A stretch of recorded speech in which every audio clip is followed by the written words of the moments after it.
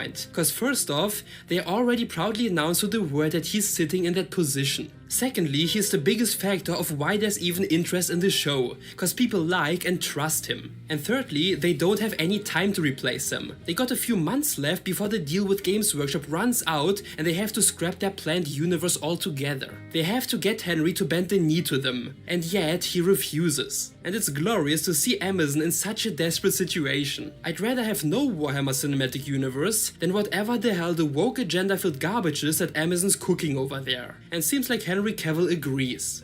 But what do you think? Do you still want the Amazon Warhammer show to happen or not? And do you think it will happen? Tell me in the comments. And if you enjoyed the video and want to support me and get the message out there, please make sure to like the video, to share it, and to subscribe to the channel. I really appreciate any kind of support. So make sure to subscribe and follow me on Twitter for updates as well. You'll find me under Nereon or by clicking the link in the video description. But with that said, I hope you have a wonderful day and I'll hopefully see you again in the next one. Till then, take care.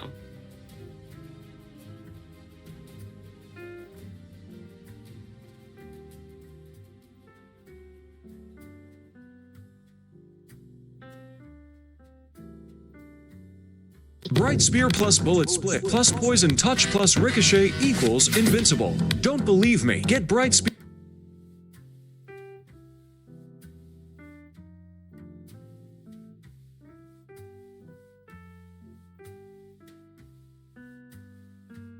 What would a character have to do in order to be the object of an audience's hatred for over 30 years?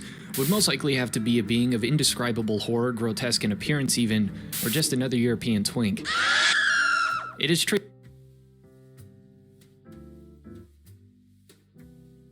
Well, the Neil Gaiman controversy has industry professionals completely turning on him. Now we have former D&D comic artist Tess Fowler, who's a woke activist who basically got famous in 2013 because she accused Brian Wood, a writer, of making a pass at her at a bar.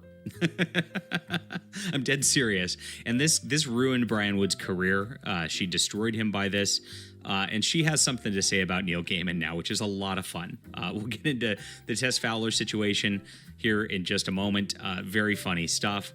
Make sure to hit the like and subscribe button, as we are basically the only group that's out there covering the Neil Gaiman situation. It's really funny. We look at the woke posts on Blue Sky, and they're like, oh, I can't find any information about Neil Gaiman outside of John Delarose. Like it's a bad thing. And they're mad at me for covering it. And yet they also make posts complaining that nobody's covering it. So instead of, guys, I'm your hero. I'm actually calling out the creepy dude who's manipulating, young women into gross sex acts, allegedly, and using his power over employees and the worse because of his weird fetishes. There's been multiple accusations. Like, I'm calling it out. I'm saying this is indeed a bad thing. So why attack me over it? But this is how the woke operate, and this is why we're in trouble right now in the comic industry and in science fiction. And that's why I'm building my own alternative, guys. So please support this right here. This is a great new science fiction graphic novel. I'm making a universe right here, and you can see we're cooking. We are almost to $28,000 as of this video. And this is a wonderful, wonderful story about heroism. It's got just like classic adventure serial vibe to it. If you enjoy what science fiction was before these people took it over, you'll really love this. We have great art on it, a wonderful story, and I would appreciate your support. It's in the description below. Thank you so much, everybody who's done so far. You won't regret backing this. It's actually already done, so it'll be done. It'll be shipping out as soon as the campaign closes, as well. Something that you don't get from a lot of Kickstarters. We are consummate professionals here, and I appreciate your support. All right, so Tess Fowler, as I said, here it is. This is Brian Wood's old statement when he got canceled. Tess Fowler is correct about this. I made a pass at her at the San Diego Comic-Con Hyatt bar roughly 8 years ago. When she declined, it was the conclusion of the matter. For me, there was never a promise of quid pro quo, no exertion of powers, no threat, no revenge. I had very little professional power or industry recognition. The pickup was a lame move, obviously, and I'll accept heat for having done it. Oh, come on, stop being lame. Just be better at picking chicks up, Brian. Come on. That's all it was. I liked her. I took a chance, was shot down, and I regretted it. How humiliating. How humiliating. It keeps going further. He got his career completely destroyed over this. And that's how Tess Fowler made her mark on the industry. And now she's going at Neil Gaiman. Which is really interesting stuff. She's throwing him under the bus because of something that's done here. And this woman's got SJW clout within the industry. Like I said, she's done Dungeons and Dragons comics now. She's within this whole Whisper network. It's starting to fall down around Neil Gaiman. There's just too much coming out about the guy, and people are sick of remaining silent. They realize it's kind of been a watershed, right? What happened was originally the fact that Neil, people were silent about it because they didn't want, he had too much power in the industry. He's too much money for DC Comics, for other publishers.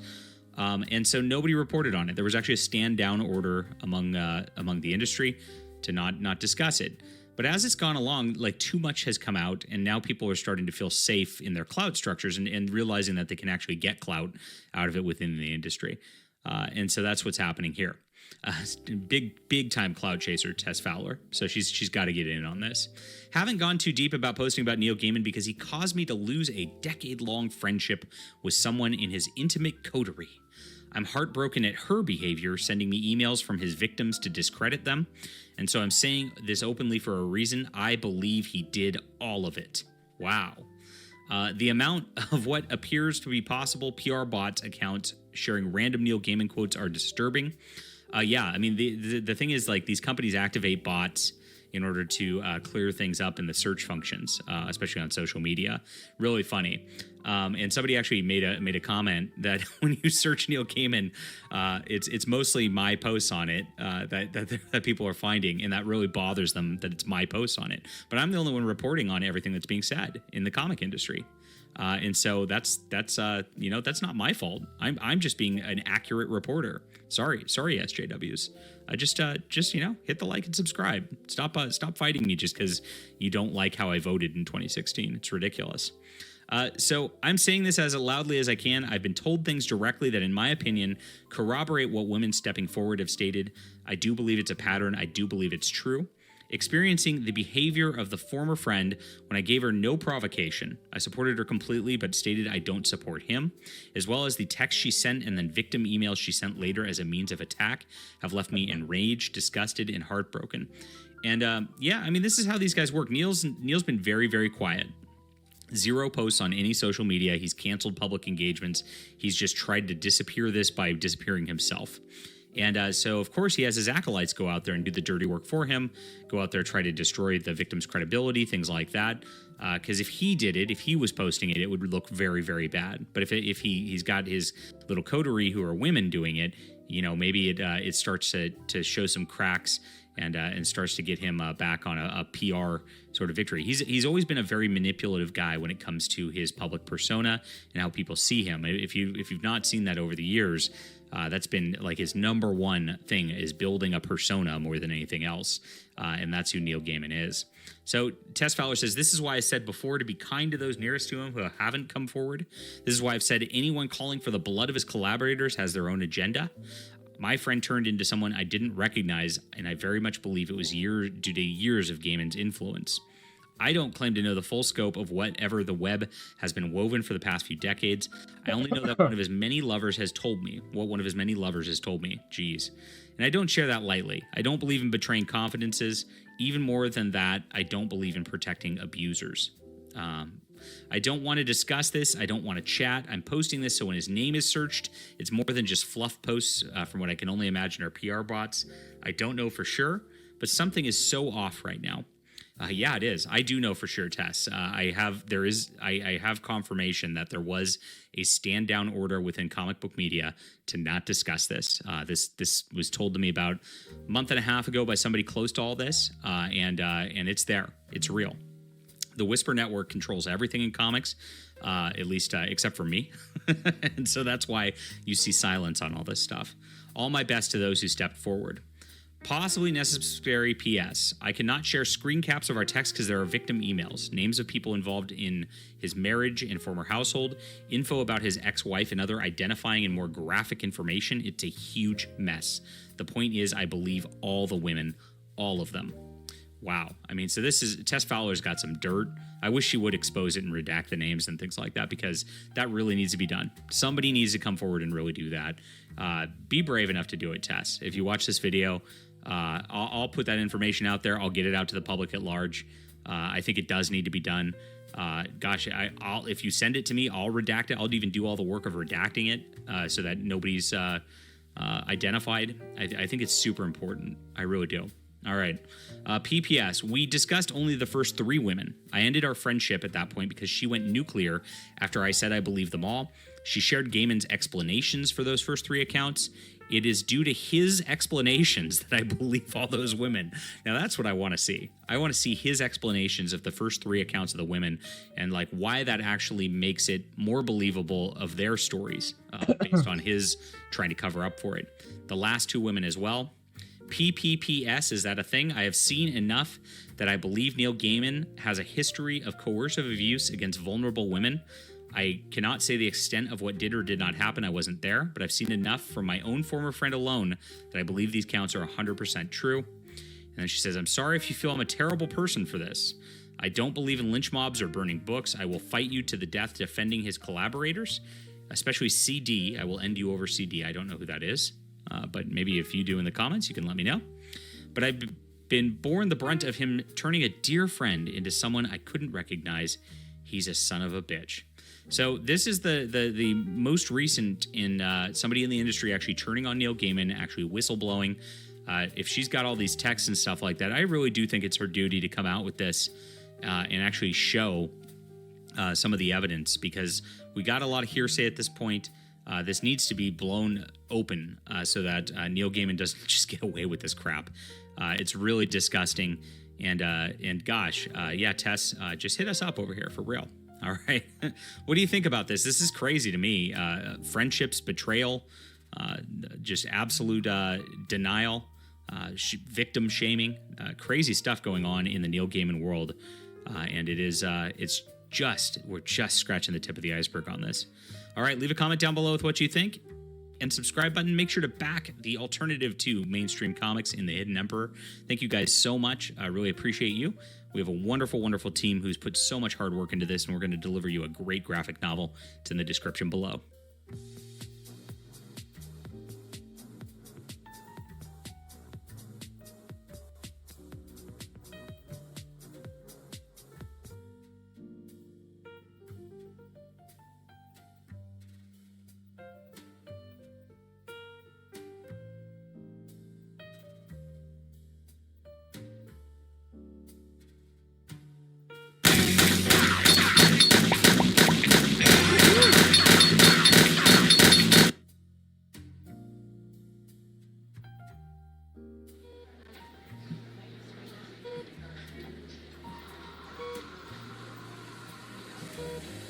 Oh, hi. You caught me in the ER. Speaking of being in pain, let's talk about the most painful comic I've come across in years. John Jacobs and the Power Team.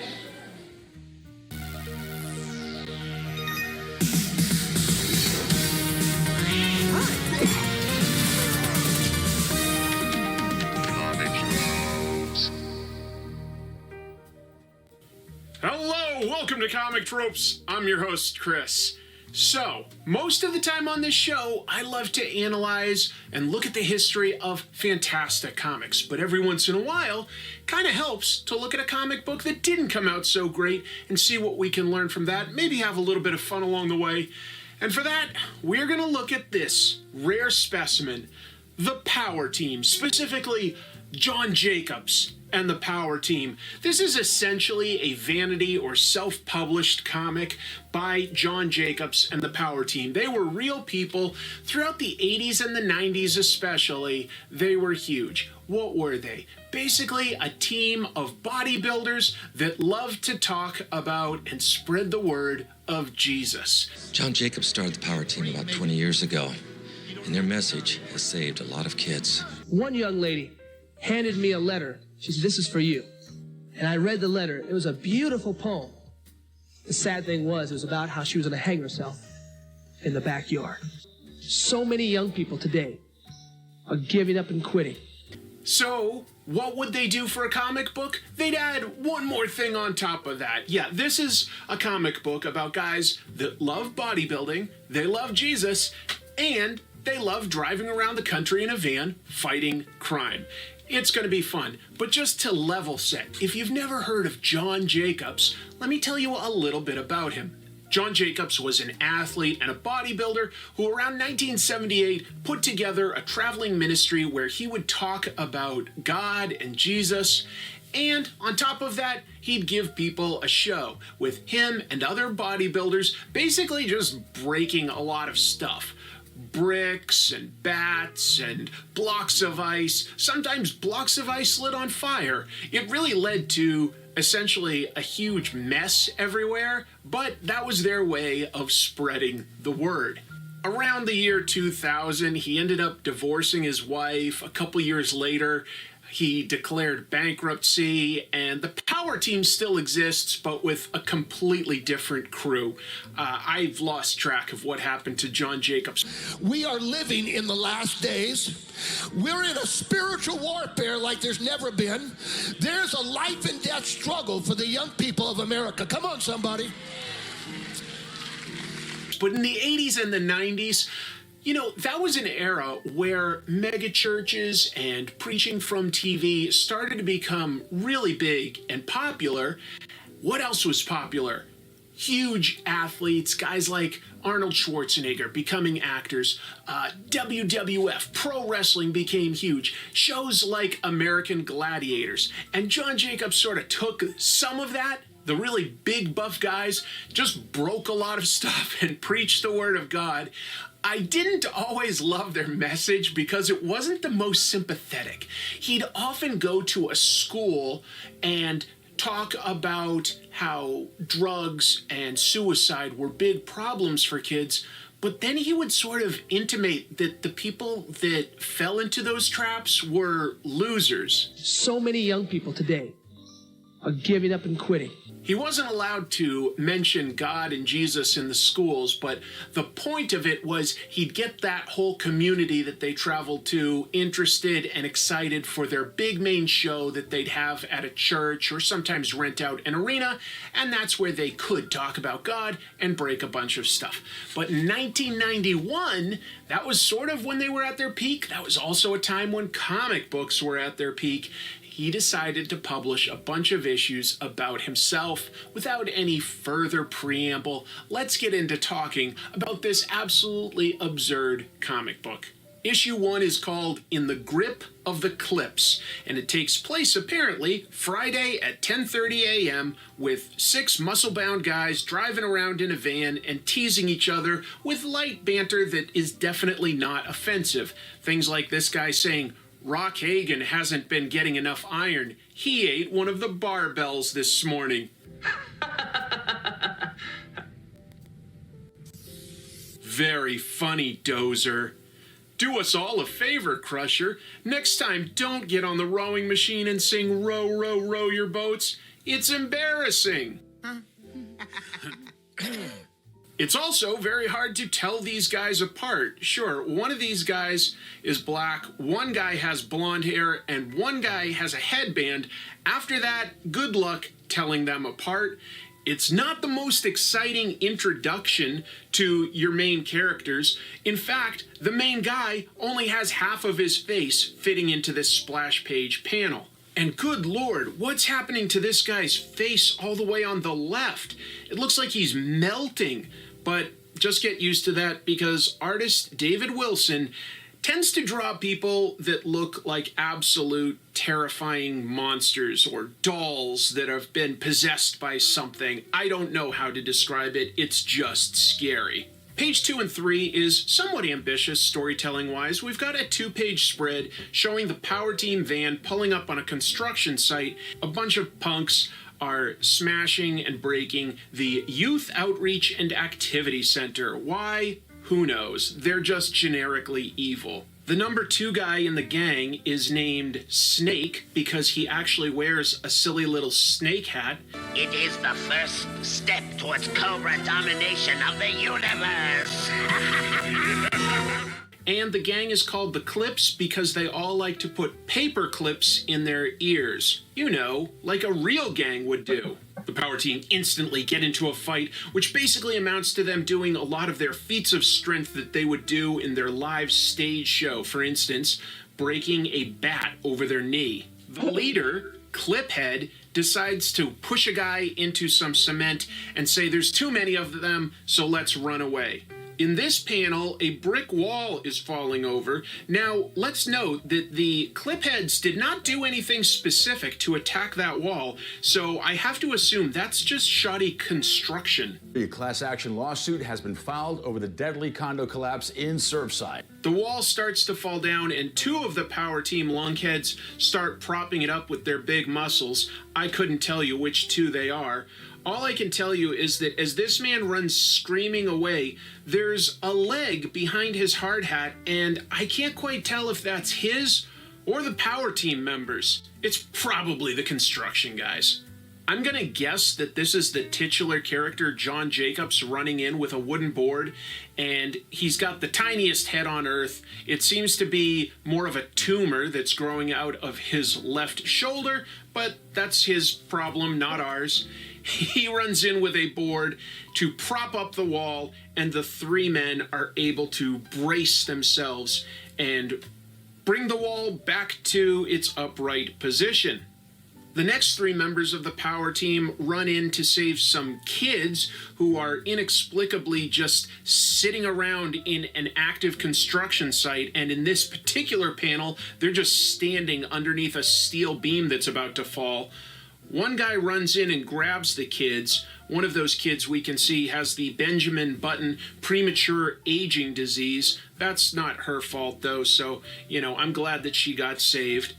And the other 2 guys are able to hold up the steel long enough to save everybody.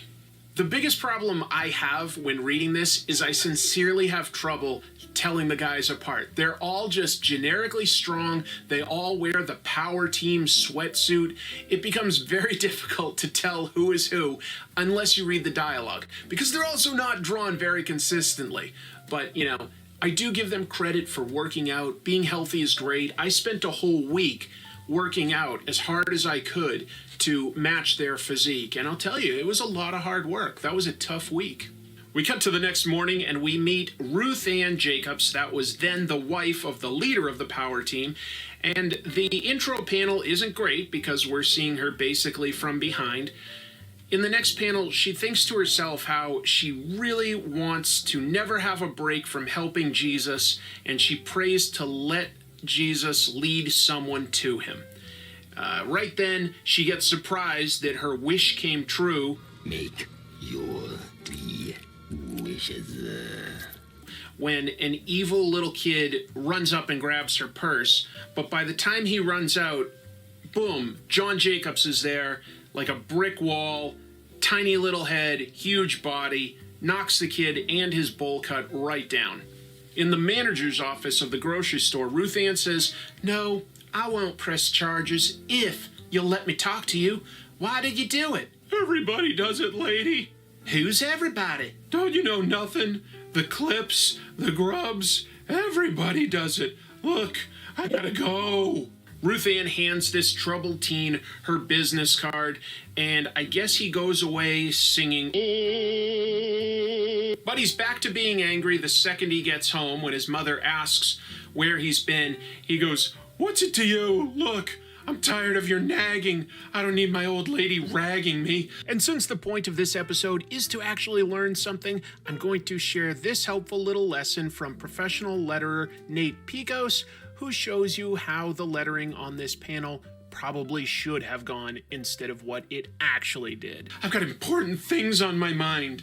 Important things like Cliphead telling him, "Don't go whining to your old lady. Remember, Clips don't give a rip." Tough talk from some tough bad guys. Clips don't give a rip. I don't give a rip. I don't give a rip. Yo, I wear a paper clip. I don't don't give a rip, cause my clip keeps it zipped. Cut to about an hour later, and the power team and Ruth Ann are just having a powwow talking to each other, and Dozer tells them that he was once offered to join a gang, but he said no, and fortunately he just stood around and watched as they got arrested. The power team's ministries were based around the fact that John Jacobs would always tell the audience how dangerous gangs were and how much of a problem drugs were, but for some reason they need to have Dozer explain to them what's going on in society here. I don't get it. Cut to yet another hour later, and a pastor who's working on building that youth center calls up John Jacobs to make sure that he's still planning on coming and preaching, but then he admits something happened. And John Jacobs' eyeball yells, "What happened?" The pastor tugs at his tie and happily tells John about how a bunch of vandals came right back and destroyed their youth center. So John Jacobs breaks his second bat of the day. That evening, Cliphead yells at the little boy for not stabbing John Jacobs, and the kid with the terrible haircut says, "I don't know who that guy was, but somehow I don't think the knife would have helped anyway." I guess John Jacobs is just so tough, not even a knife can stop him.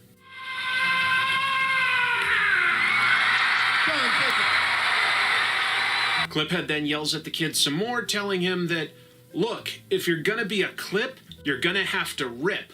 Got it? No, I thought that if you were a clip, you didn't give a rip. Now you're telling me that if you're a clip, you have to rip? I don't get it. What are you asking me to do, sir?" The troubled youth, Mike, has his mother crying at home, praying that she can get some help. She looks up out of her house window and realizes that this whole time there's been a billboard advertising the power team. Has it always been there? Add to that, she looks at the dresser, and there is the power team's business card that they gave to Mike. She puts them together and decides, hey, I'll actually call the power team. Lord, I don't think this is an accident. Beep, beep, beep. Hello, is this Ruth Ann Jacobs? Could you help me? Cliphead is still yelling at Mike and tells him, "Listen up, kid. You know that preacher that keeps hanging around our turf? The one with the little playhouse for wimpy kids? He doesn't learn too fast. We've hit his place twice, but he still managed to finish his little playhouse. I'm tired of messing with him, and you are gonna help me get rid of him forever." He demands that Mike burns the place down. Mike shows the briefest hesitation, so Snake and Cliphead basically torture him and tell Mike that if he doesn't burn down the youth center, the Cliphead will burn down his house and kill his family. Boy, that escalated quickly. Sunday morning, 6:30 a.m., good lord, that's early, Ruth Ann and Mike's mom are talking about how Mike is being pressured to join a gang, and Ruth Ann's great advice is, you've already done the most important thing you can do. You've prayed. Remember, God cares about you and Mike. I believe he is at work at this very moment. Cut to Mike coming in, and his face absolutely melts upon seeing Ruth Ann. Is this your son, Mrs. Grimes? Mike, you're in big trouble. You need big help. Now sit down and tell me the truth. It's time for you to meet a powerful friend of mine. She looks angry, and Mike looks angry. Then he looks embarrassed, and then he starts crying. Ruth Ann says that Jesus Christ answered his prayers by putting him and the power team in their lives and promises to help. So Mike confesses what he's been asked to do to the power team, and again, this artist cannot keep John Jacobs on model. He looks different every time I see him. Then this guy talks to him some more about Jesus and tells him that God is real. So they all hold hands in a circle. They all look like they've got stunted growth syndrome of some sort. Just some very strange perspective there, but boy does it make it fun to look at in its own way. And now we're halfway through the comics, so we get this huge 2-page spread full of all sorts of Power Team merchandise. There's an order form there. Oh my god, did they have a lot of merchandise. You'd think that this comic would be enough merchandise, but no, they've got ads throughout this for themselves. If you cut to the back, you can order a Power Team Bible. On the back, it tells you how you can order more Power Team comics, a Power Team Bible, a Power Team prayer guide, and if you sign up and become a member, they'll even send you a page from an old copy of the Bible. What a treat. Sunday night, the Clips are back at that youth center. They're just doing graffiti.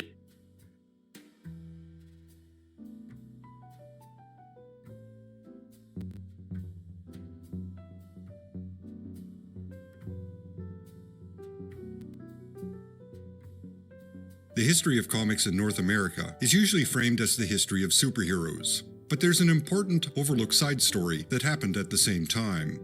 It's one that would have a noticeable impact on the future of comics themselves. Without it, comics might not have hit the prominence and acceptance they achieved in the 1980s. There were a lot of pioneers and pioneering titles that go unrecognized. For some, their contribution may be small, but the cumulative effect is what's important. What they succeeded in proving was there was a healthy demand for comic book material produced for a more mature audience. Additionally, there was a venue for creators or companies that produced material that was an alternative to mainstream outlets. Without these works and their influence, the future of the medium might have looked entirely different. There are three very important elements: the creators and publishers who worked outside the restraints of the censorship board, the Comics Code Authority, and published work adhering to their own standard. This will be the main focus. The other two factors are interrelated. That would be the opening of comic book specialty stores and the creation of a distribution system to these stores. This is commonly known as the direct market. All three make up the alternate history of comics, and they all play an important role. Remove one element, and the other two would likely not survive. Without all three working in tandem, the history of comic books themselves might have taken a different path. Alright, let's dive into this.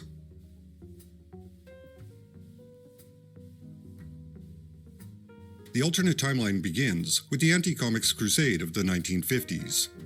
This movement, spearheaded by Frederick Wortham and other politically motivated individuals, ended with the creation of the Comics Code Authority in 1954. The mandate of that censorship board was to ensure that comic books didn't contribute to juvenile delinquency. That perceived issue, along with the paranoia concerning the influence of communism, were the social concerns of that era. Strict guidelines for comic books were enforced. Those that didn't adhere to these rules would not get their material distributed to outlets such as newsstands and convenience stores. Genres such as horror and crime were banned outright, as was any material that questioned authority. The medium was sanitized and codified as material strictly intended for children. The Comics Code created a void in the medium for many years. This void is where the undergrounds, overgrounds, and the alternative titles would thrive.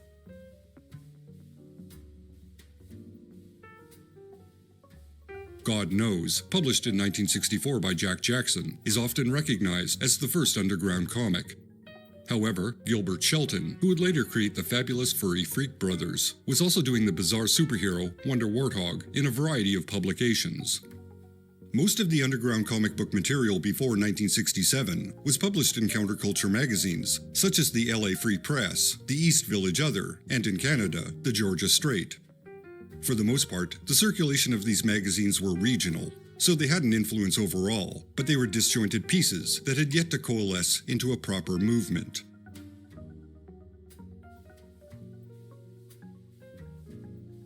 The publication of Zap Comics No. 1 in 1967 by Robert Crumb is a touchstone moment for this alternate history of comics. Following the publication of the first issue, Crumb solicited work from other underground artists. Zap then became a collective of like-minded individuals who inspired one another. The core group, who contributed to every issue thereafter, was Crumb, Rick Griffin, S. Clay Wilson, Spain, Gilbert Shelton, Victor Moscoso, and Robert Williams. Within a short amount of time, other homegrown publishing companies emerged. Apex Novelties, the publishing company literally created to print Zap Comics No. 1, would be joined by Rip-Off Press, Print Mint, and Last Gasp, all of whom worked out of the San Francisco area. These underground comics were an actual artistic movement within the medium.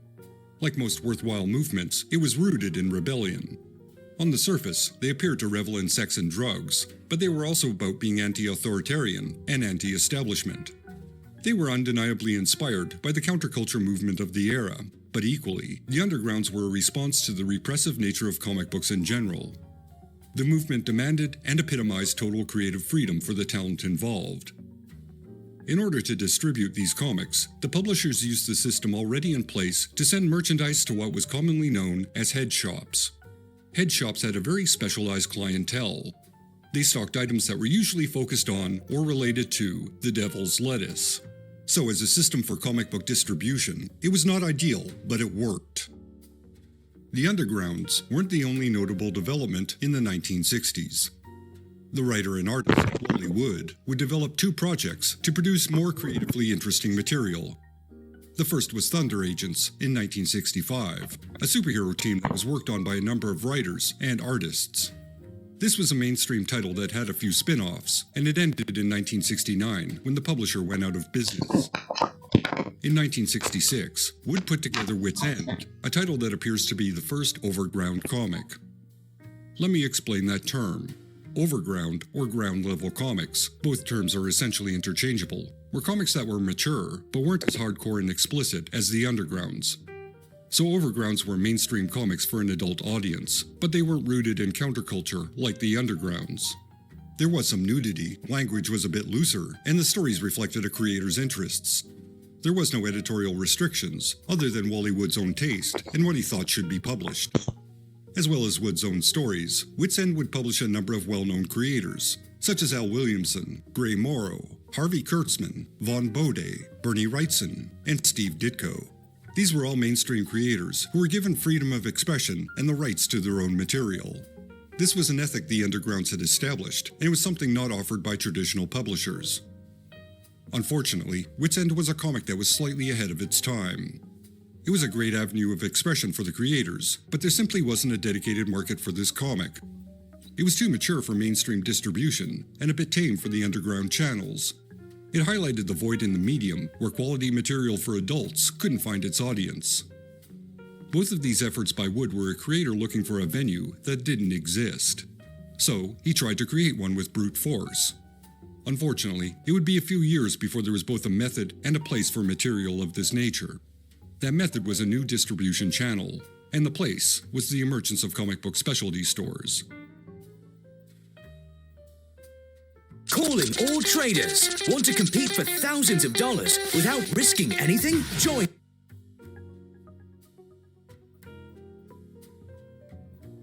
By 1974, there were, roughly, 200 or 300 comic book stores. The exact number is unknown, but their presence indicated there was an emerging culture around collecting comic books. Generally speaking, they were focused on back-issue sales. The annual publication of the Overstreet Comic Book Price Guide, which began in 1970, was based on a compilation of these comic store sales. In 1972, Phil Sealing, who owned one of these specialty stores, approached publishers with the idea of creating a distribution company that sent new issues to these stores. He made a very unique proposition. In exchange for a healthy discount on the cover price, comic book stores would keep whatever they ordered. There would be no returns of unsold material. This was different from traditional distribution, where comics were sent to outlets, set on the shelves for 3 months, and whatever wasn't sold was then returned to the publisher. These comics were usually destroyed, and they became a loss for the publisher. At least, that's how the system worked in principle. Allegedly, there was a fair amount of corruption and some, let's say, creative accounting. With the system Sealing proposed, all sales to comic book stores were final sales for the publishing companies. It was a very simple system where the comic book stores took the risk, but it was minimized by the discount they received from publishers. Another bonus for both publishers and stores was this direct system put new material on display within a few days of it being printed. With traditional distribution, new material took weeks and weeks to get to an outlet and then displayed. To Sealing's credit, he managed to get the publishers to see the positives of the system and get them to sign an agreement. This was the beginning of the direct market. That one idea and the creation of Seagate Distributors was an important development in the future of comic books. Other distributors would arise over the next decade, and eventually, some censorship guidelines were enforced. However, it was a method not beholden to the comics code, and it allowed new publishers an avenue to put their comics in front of an audience. It was the market Wally Wood tried to find in the late 1960s, and now it existed. 1974 was another touchstone year, and it proved the potential of this new distribution model for small press, independent titles. This is epitomized by 3 titles: Starreach, Hot Stuff, and The First Kingdom, all of which began this year. Of the three, Starreach was definitely the most influential. It was edited and published by Mike Friedrich, a former writer for both Marvel and DC. In the first issue, he included the work of Jim Starlin, Walt Simonson, and Howard Chaykin. Future issues would include the work of Len Wein, John Workman, Frank Bruner, P. Craig Russell, and Ken Stacy, to name just a few. While it had a rocky start, there was a year gap between the first and second issue. Starreach settled into place early on, and new issues arrived roughly every 3 months afterwards. Like Wits End before it, all the creators retained their rights and enjoyed a level of freedom they weren't allowed working for Marvel or DC. Starreach proudly wore the title of a ground-level comic. It was almost entirely science fiction themed, with a few graphic scenes, some nudity, and relaxed restrictions on language. It was, most certainly, for an adult audience. Unlike the Undergrounds, it contained straightforward stories where mature situations occurred organically. That is, if there was some sexual content, it was part of the story, rather than being the point of the story. This is what distinguished Starreach and other overground or ground-level comics from the underground scene. Hot Stuff is likely a title many have never heard about. It was similar to Starreach and contained an equal amount of talent, although its standout contributor was Richard Corbin, whose work appeared in almost every issue. Possibly the reason Hot Stuff isn't well remembered is because it was rather infrequent, only publishing an issue every year. Otherwise, the quality is similar, and an important example of the emerging overground scene. The final notable title this year was The First Kingdom by Jack Katz. The best way to describe the comic is to quote Katz from the introduction to the first issue. Quote, "This is a novel in which the characters live in front of you, like a silent motion picture. The freedom of the alternative press has given me this unusual opportunity to realize the potential I feel this art form is capable of expressing." Unquote. Katz may not be well known, but he had been in the industry for decades before The First Kingdom saw print. His career started around 1944, and he worked on numerous titles for numerous companies over the next 30 years. When he was exposed to underground comics, he saw the possibility of the medium to be more than juvenile adventures about rigidly heroic figures, because until that point, that's all he had been allowed to produce. Katz was greatly influenced by the work of Hal Foster, the artist most remembered for the long-running Prince Valiant comic strip. Katz applied the same artistic standard established by Foster, and he created an epic story that is somewhat difficult to summarize. It's a story told over generations, with meddling gods, primitive humans, and somehow it transforms into a science fiction space opera. To say it was ambitious might be an understatement. The actual success of these titles is hard to determine, other than to point out their longevity. Starreach ran for 18 issues and ended in 1979. Hot Stuff had a shorter run, going for 8 issues and ending in 1978. The First Kingdom would be published in 24 issues before reaching its planned conclusion in 1986.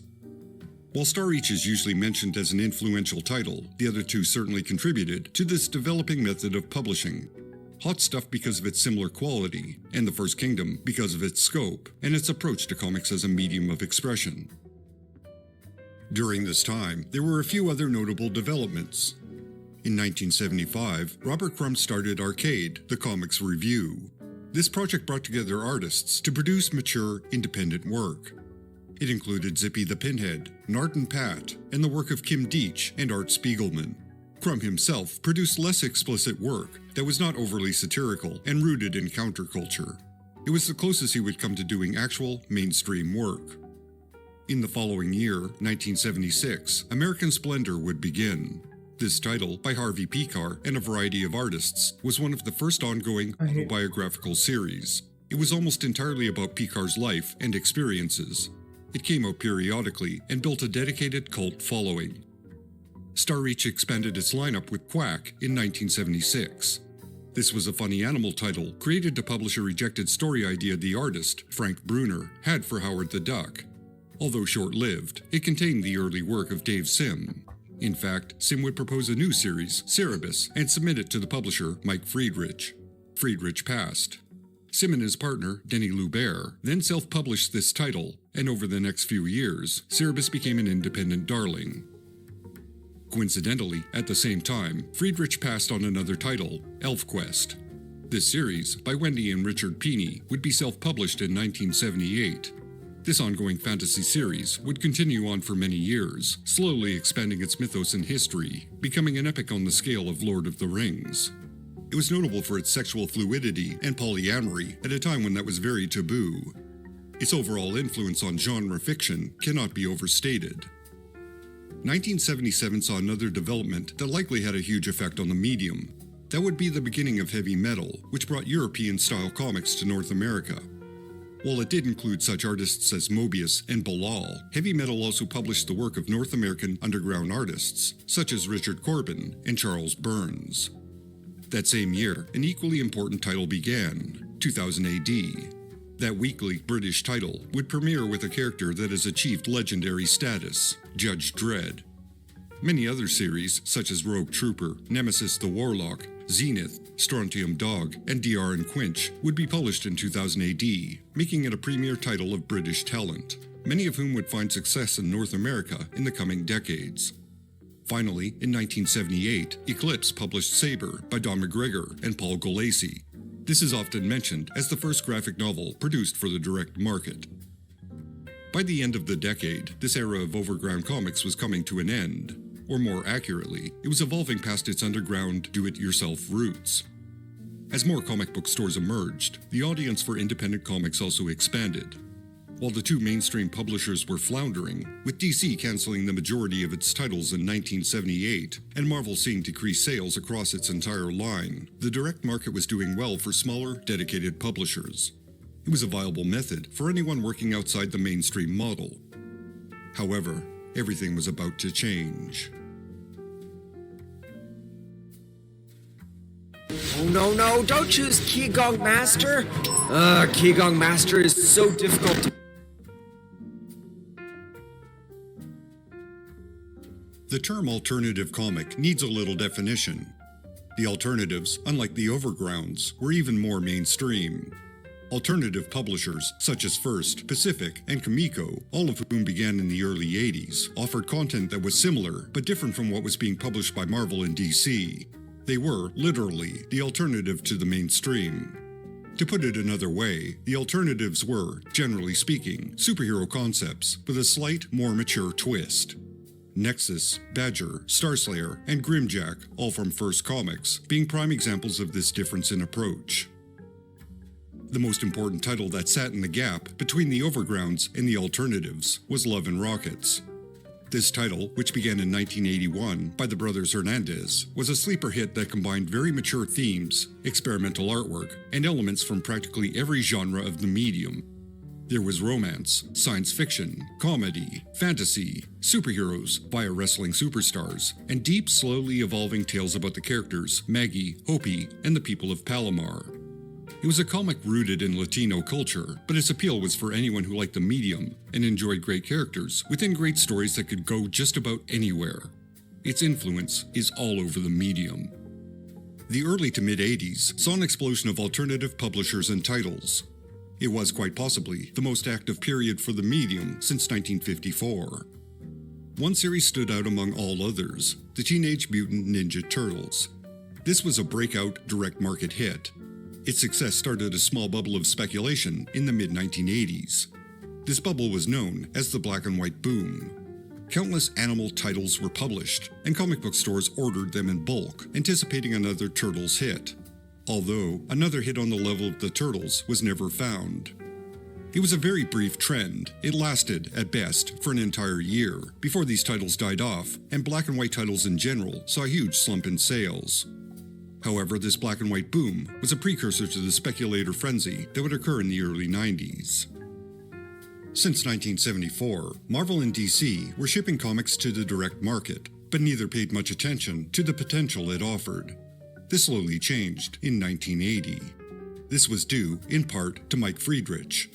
When he discontinued Starreach, Friedrich began working at Marvel as their specialty sales manager, a position he would leave in 1982. During this time, he advocated for Marvel to produce comics exclusively for the direct market. This led to Dazzler No. 1 being published at the end of 1980 and sold only to comic book stores. This one-shot sold over 400,000 copies. which was amazing for a comic about a superhero who generated a disco light show. From there, Marvel committed other titles such as Micronauts, Khazar, and Moon Knight to this market. DC tested the direct market with Madame Xanadu. Its sales were 1/4 of Dazzler's sales, but those were healthy numbers for DC.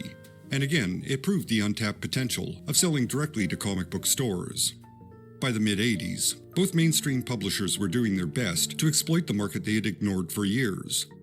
And it's here the alternate history of comics and the more popular history of superheroes begin to overlap and merge. By the end of the decade, Marvel and DC were seeing their sales skyrocket, while the alternatives were seeing the opposite.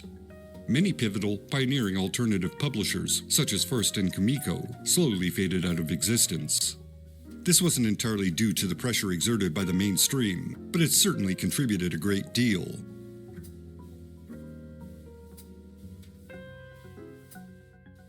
There's one final key moment in this piece of history. That would be the formation of Image Comics. As is well known, 7 popular creators split from Marvel and DC to form their own publishing company in 1993. Their undeniable, massive success was a matter of timing and opportunity, along with some good choices and a desire to gain the credit and profit they deserved from their efforts.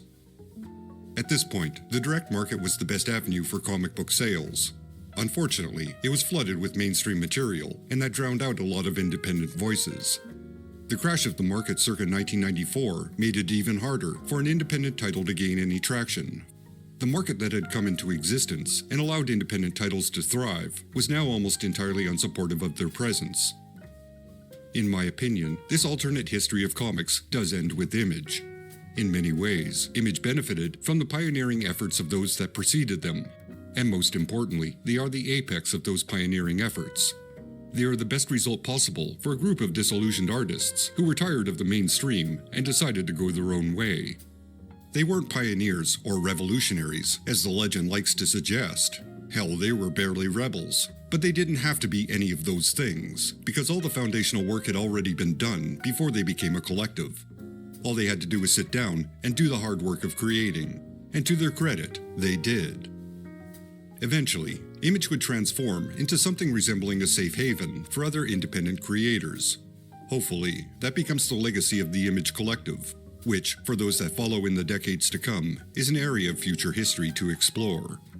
For me, my work here is done. Almost.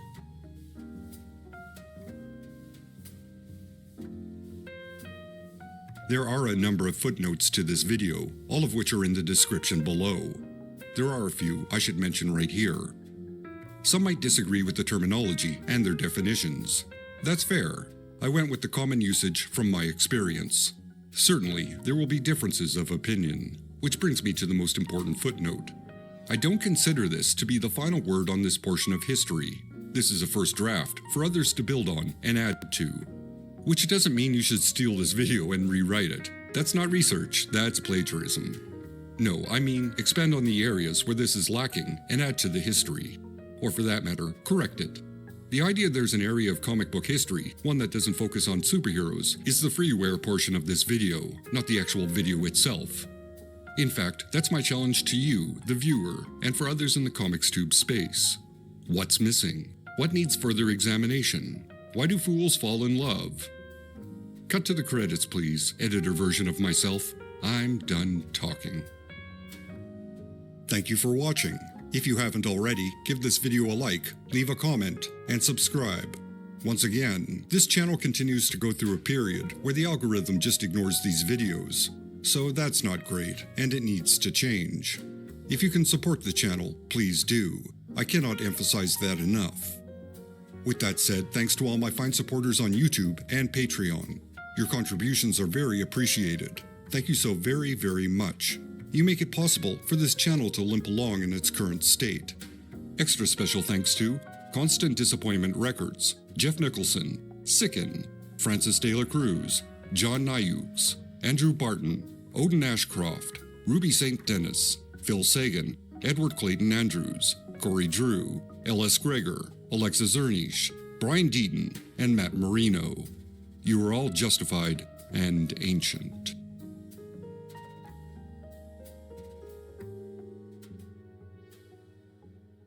Until next time.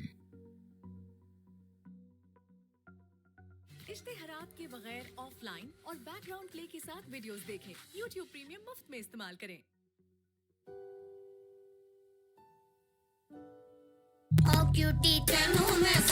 अब आपको मिल सकता है Coke studio concert Dubai में देखने का मौका।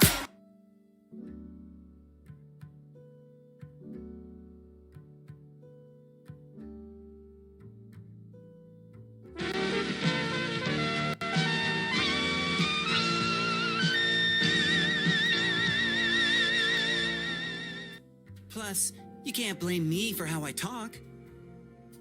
I just had a crappy childhood. To be a fan of traditional Japanese RPGs in the late 2000s was to be suffering. The PlayStation 3 struggled to find its footing for several years, leaving it bereft of RPGs compared to the PS2. Meanwhile, the Xbox 360 was struggling to find acceptance in Japan. Microsoft, in an attempt to penetrate this market, appealed to a number of Japanese developers through funding or other means to make RPGs for its console. The results were mixed, yet consistently interesting and often overlooked. In the wake of this period came such games as Infinite Undiscovery, Eternal Sonata, and The Last Remnant, just to name a few. Many of these games, while familiar on the surface, were experimenting with some less than traditional mechanics. Often pivoting from the genre's focus on turn-based combat and slow-paced narrative, they would opt for a less orthodox RPG approach. Of the Xbox 360's JRPGs, few represent the genre's bygone era, quite like the twin works of development studio Mistwalker. Blue Dragon and Lost Odyssey were a statement in the rapidly changing landscape of genres, and the game industry more broadly. There's still a place for the old guard. There's still a hunger for traditional turn-based JRPGs. This was the unspoken code of Mistwalker. With the world of RPGs in flux at the time, it was hard to know whether or not this code would hold water. Now, with the Xbox 360's 20th birthday only a couple of years out, yes, really, the benefit of hindsight tells us that Mistwalker was correct. Many of the past decade's most beloved RPGs wear time-tested influences on their sleeve, and the indie market proves that the niche isn't going anywhere. The hunger that Mistwalker vowed to address with its games has never gone away. History has proven them right. But what of their games? Lost Odyssey in particular, while a traditional JRPG, was an ambitious one. An epic tale with hours of cutscenes, a complex skill system, and production values buttressed with Microsoft funding. It was a big deal, but it's never really found a second wind the way many genre classics do. Some say it's shamelessly derivative, some say it's a decent love letter to the RPGs of yore, some say it's a slept-on masterpiece that never got its due. In the vast world of RPGs, be they J, W, A, C, T, D, or MMO, few individuals are held in such esteem as Hironobu Sakaguchi.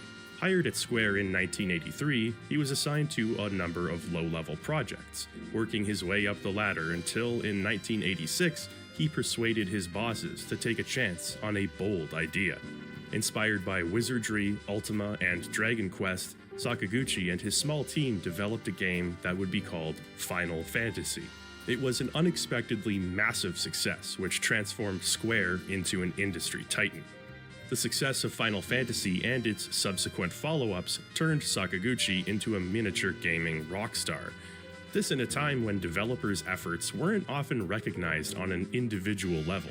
Fellow Square alumni Yoshinori Kitase and Tetsuya Nomura described Sakaguchi as Square's central creative voice. Sakaguchi became a de facto representative in a time when it seemed like the company could do no wrong, acting as executive producer for success after success. Yet, as anyone who's paid attention to the video game industry knows, nobody is bulletproof, no matter their prior success. Whether we're talking about Square in the 1990s or Square Enix today, the company has long had a firm grip on state-of-the-art 3D cutscenes. Creatively weaving in-game storytelling with these pre-rendered sequences, Square won a lot of acclaim for their cutting-edge, nearly Hollywood-quality cutscenes. With the company growing exponentially, the thought presented itself. Nearly Hollywood? Why contain it? Why not penetrate the film market? With the massive success of CGI films like Toy Story and the enduring legacy of Final Fantasy among young adults, a fully 3D animated film aimed at a more mature demographic seemed like a logical step. A team within Square created a proof of concept titled The Grey Project, which was well received. A department was formed within Square to commence production on a film, and things would quickly become complicated. A department for in-game cutscenes was all well and good, but the minutiae involved in a feature-length film demanded more employees, more workstations, and more floor space. Seeing this as an opportunity to formally branch into multimedia production, Square, at no small expense, opened up the offices of Square Pictures in Hawaii. With a massive investment on the line, Square placed the film's directorial duties on Hironobu Sakaguchi, who shouldered them willingly. Like several of the games he directed, Sakaguchi would pull from his real-world experiences in order to pen the concept for the film, which would come to be known as Final Fantasy: The Spirits Within. While excitement levels for the film were high, the production process seemed to be one step forward, two steps back. Square Pictures' international 200-person team was wading into entirely new territory for the film industry. This involved numerous issues with motion capture, rendering pipeline delays, and perhaps most significantly, a budget that was rapidly swelling out of control. $137 million, and 4 years later, Final Fantasy: The Spirits Within was 2001's most catastrophic box office bomb, with a comparably tepid critical reception. I'm not here to judge whether or not The Spirits Within is a great movie. Whether casting Steve Buscemi in a Final Fantasy movie is a hilarious misstep or a stroke of creative genius, well, that's for you to decide. Excuse me, Doc, but what friggin' relationship? The relevant story here is the one taking place in Square's own offices. Their impending merger with Enix was delayed due to financial uncertainty they hadn't experienced since their pre-Final Fantasy days. The $45 million Square Pictures studio was shuttered, and Square's Hollywood ambitions sank to the bottom of the sea. While Sakaguchi wasn't fired, he felt utterly dejected, and in a greater sense, creatively unfulfilled. In 2003, preceding the movie's fallout, Sakaguchi resigned from Square. This marked the end of an era. For several years following his resignation, Sakaguchi was in a state of listlessness. His personal fulfillment had been based entirely on his work, and without that creative outlet, he was demoralized. Even if he rejoined Square, he'd likely only have administrative work and informal mentorship roles thrust upon him. After much reflection, he became motivated to return to the gaming industry and create an original property for the first time in many years. He called up his artist friends, Akira Toriyama of Dragon Ball fame and Takehiko Inoue, author of Vagabond. Newly energized and excited for the future, the three of them agreed to go into business, and Mistwalker was born. Immediately, the two artists respectively began collaborating with Sakaguchi, Toriyama contributing to what would become Blue Dragon, and Inoue to Lost Odyssey. Mistwalker's method of development is somewhat out of the ordinary compared to most of the studios I've covered on my channel. Rather than making their games entirely in-house, the company acts as a co-developer with other studios. Most of the creative and directorial guidance would be provided by Mistwalker, while their co-studio would handle the actual software development. It was a unique approach, but one that Microsoft enthusiastically agreed to fund. While the windfall was no doubt appreciated by Mistwalker, there was a risk assumed by both parties. Financially, Microsoft was going out on a limb, but developing a JRPG for the Xbox 360 was a gamble of its own. The PlayStation 3 was massively successful in Japan, and comparatively speaking, Microsoft had no presence to speak of. The partners' hopes would lie in two possibilities. Either Western audiences would turn out for traditional single-player RPGs, or those same RPGs would give Japanese audiences a reason to buy an Xbox 360. Mistwalker's first game, Blue Dragon, released in December of 2006. The 360, having been rushed to market, was desperately in need of games, period, never mind RPGs, of which the console was experiencing a drought. Microsoft cleverly bundled the game with an Xbox 360 system, driving both hardware and software sales in Japan. Adorning the game's cover and promotional material, Akira Toriyama's signature art was a breath of fresh air in a landscape dominated by more grounded, dark, and complicated RPGs. Games like Ace Combat 6, 99 Nights, and Dead or Alive 4 had bolstered 360 console sales enough to establish some kind of presence in Japan. By the time Blue Dragon dropped, sales met expectations, which was, as they say in the industry, good enough. Reviews were largely positive, with the game serving the precise purpose for which it had been developed, a return to a simpler time in RPGs. There was hope for Microsoft's life abroad, and there was hope for Mistwalker. Their next game, Lost Odyssey, had already been in development for several years at this point. It was being co-created with FeelPlus, a studio whose staff included several experienced developers. Their prior work included games like Legend of Dragoon and Shadow Hearts. Hey, I covered both of those on my channel. Isn't it nice to know you'll have something to watch when this video is over? Unlike the lighthearted Blue Dragon, Sakaguchi aimed to tell a deeply moving and more personal story with Lost Odyssey. Production values amped up, and the number of staff members working on the game greatly increased. The question remains, how did Lost Odyssey fare? Well, let's take a look, shall we? The first thing to note is that the game is a whopping 4 discs. In case you're not familiar, Xbox 360's dual-layer DVDs could only hold about 9 gigabytes of space, compared to the 50 of a dual-layered Blu-ray disc. This means a lot of story or cutscene-heavy 360 games came on multiple discs. Now, if like me, you had a 20 gigabyte launch Xbox, you'd have a grand old time uninstalling and reinstalling Lost Odyssey discs depending on where you were in the story. Of course, you could play the game without installing it, but I'd recommend bringing a Jughead Double Digest to read during the battle transitions. You'll have a lot of downtime. Now, with the power of backwards compatibility, all subsequent generations of Xbox can play Lost Odyssey with improved load times. The system just emulates the game, which also means you don't have to swap discs out at all. There's probably no reason I'd ever buy an Xbox One but for Lost Odyssey, so thank you to my patrons. The game kicks off with an excellent CGI cutscene of 2 opposing factions, Ura and Gotza, going to war.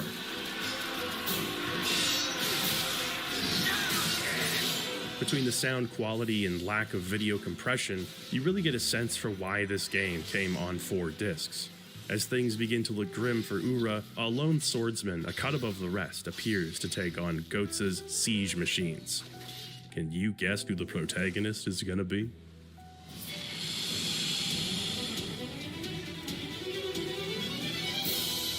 It's a very clever transition from cutscene to gameplay that showcases how old RPG formats can be spiced up with the advance in technology. It even transitions back to CG smoothly once the battle is over.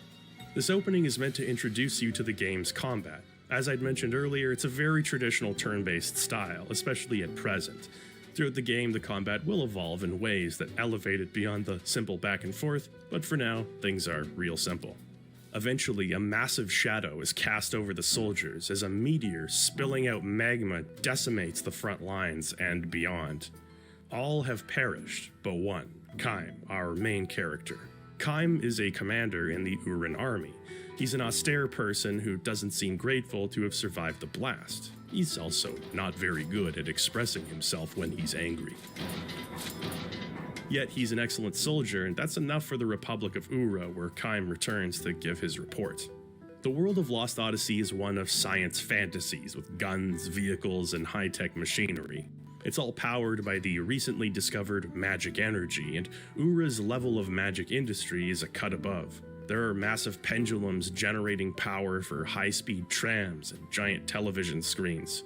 Conceptually, it's familiar for RPG fans, especially those who have played Sakaguchi's previous works. Yet they took advantage of the Xbox 360's hardware capabilities, really showing off an imposing sense of scale in real-time 3D. There's also a heavy dose of foreshadowing, as characters in this game are literally incapable of talking about magic energy without sinister music playing in the background. This power came to be called magic energy. Even now, there are none who can explain why this power, a power that merely lay buried within all living creatures, suddenly flourished as it did. Whatever the case, Ura's become the center of industry, with all of the advantages and growing pains that come with it. Lost Odyssey, unlike a lot of other RPGs of the time, retains the fixed perspective of Square's older RPGs. You're allowed to move the camera a little bit and even zoom in if you're really struck by an artistic impulse. Maybe we shouldn't look at these textures too close. You can also run at Mach speeds, pass the old kobold skin around, and kick the shit out of garbage cans.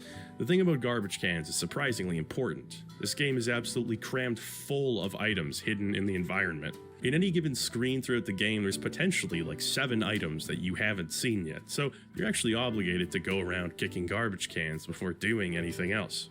Excuse me, I think you're supposed to recycle these? All of this to say, the game world is static like a classic RPG, but there's more environmental interaction than you might expect. It's a good idea to head down alleyways and talk to NPCs. You might find something for the lost and found, or even little courier activities, among other things we'll talk about later. Eventually, Kaim reports to Ura's council chairman, Roxian. Tell me, how did you survive? I don't know. Up until very recently, Ura was a monarchy, but in order to keep up with the blistering pace of societal change, they've since shifted to a republic. We learn more about Kaim as well. A council member named Gungora has cast a spell on Kaim, which supposedly makes him immortal, but it's cost him his memory. What? Oh, okay. At this point, making a joke about a JRPG with an amnesiac protagonist would be so trite, you know? I got nothing to give here. According to Gungora, the spell is more of a curse than a blessing. As such, he wishes to keep the circumstances surrounding it a mystery. Yo, silent participation is very welcome. Roxian. Ura has been constructing a structure called Grand Staff under Gungora's supervision. It's meant to harness massive quantities of magic energy. Communications with Grand Staff suddenly ceased, which has the council assuming the worst. But with an immortal on the case, they'd have nothing to worry about. Thus, Kaim is sent along with another of Gungora's immortals, a woman named Seth Balmore. She's less dour than Kaim, although she's lost her memory as well. When we met before, were we enemies? Or allies? Or maybe even lovers? After the two set off, Gungora is placed under house arrest until the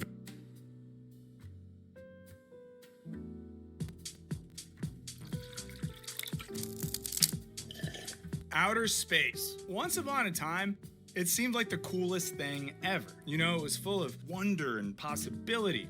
It seemed like there was so much to see and discover. And maybe even there was friendly extraterrestrials to, you know, show us around. Get out of the way, Levis! Or not. The Alien franchise famously made space seem less like a land of wonder and more like a black abyss of terror where no one can hear you scream. And it wasn't just the movies, right? Our collective attitude towards the cosmos seemed to fundamentally change.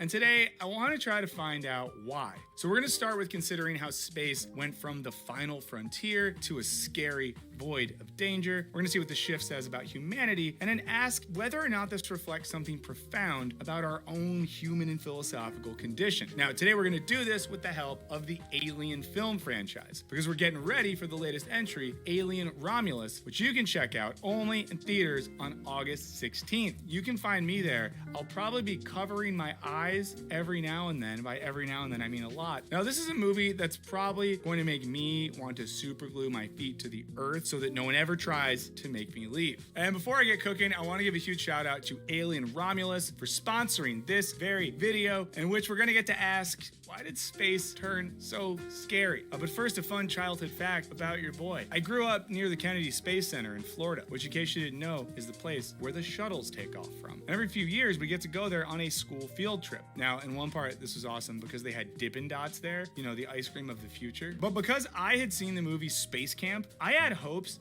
that maybe I could stow away in a shuttle, you know, hitch a ride to space, the last territory, true discovery. But in the intervening years, I'll be honest, the idea of space kind of lost its magic. And not just because I've become what what some might refer to as a grown-up. As government investment into space travel has declined, it's become the near exclusive terrain of weird billionaires. And our increased knowledge about everything that we don't know about deep space has made hopping on a rocket seem less like a dream and more like a nightmare. Now, this isn't new, of course. We've been afraid of space as far back as Orson Welles' War of the Worlds radio broadcast. And, we've often contemplated that there might be horrors lying right outside of our atmosphere. But a change in the global socio-political climate starting in the 70s made things ripe for stories of tragedy and horror in space. The Alien series, which debuted in 1979 and was followed up with Aliens in 1986, really hammered this home. It left an entire generation scared of who or what might be out there. But when we take a closer look at the hopes and fears inspired by space, we might be able to learn something about our own humanity. Now, in her book, Aliens in America, Jodie Dean explains how space mythology can tell us a lot about culture. She writes, "The stories Americans tell about space are stories about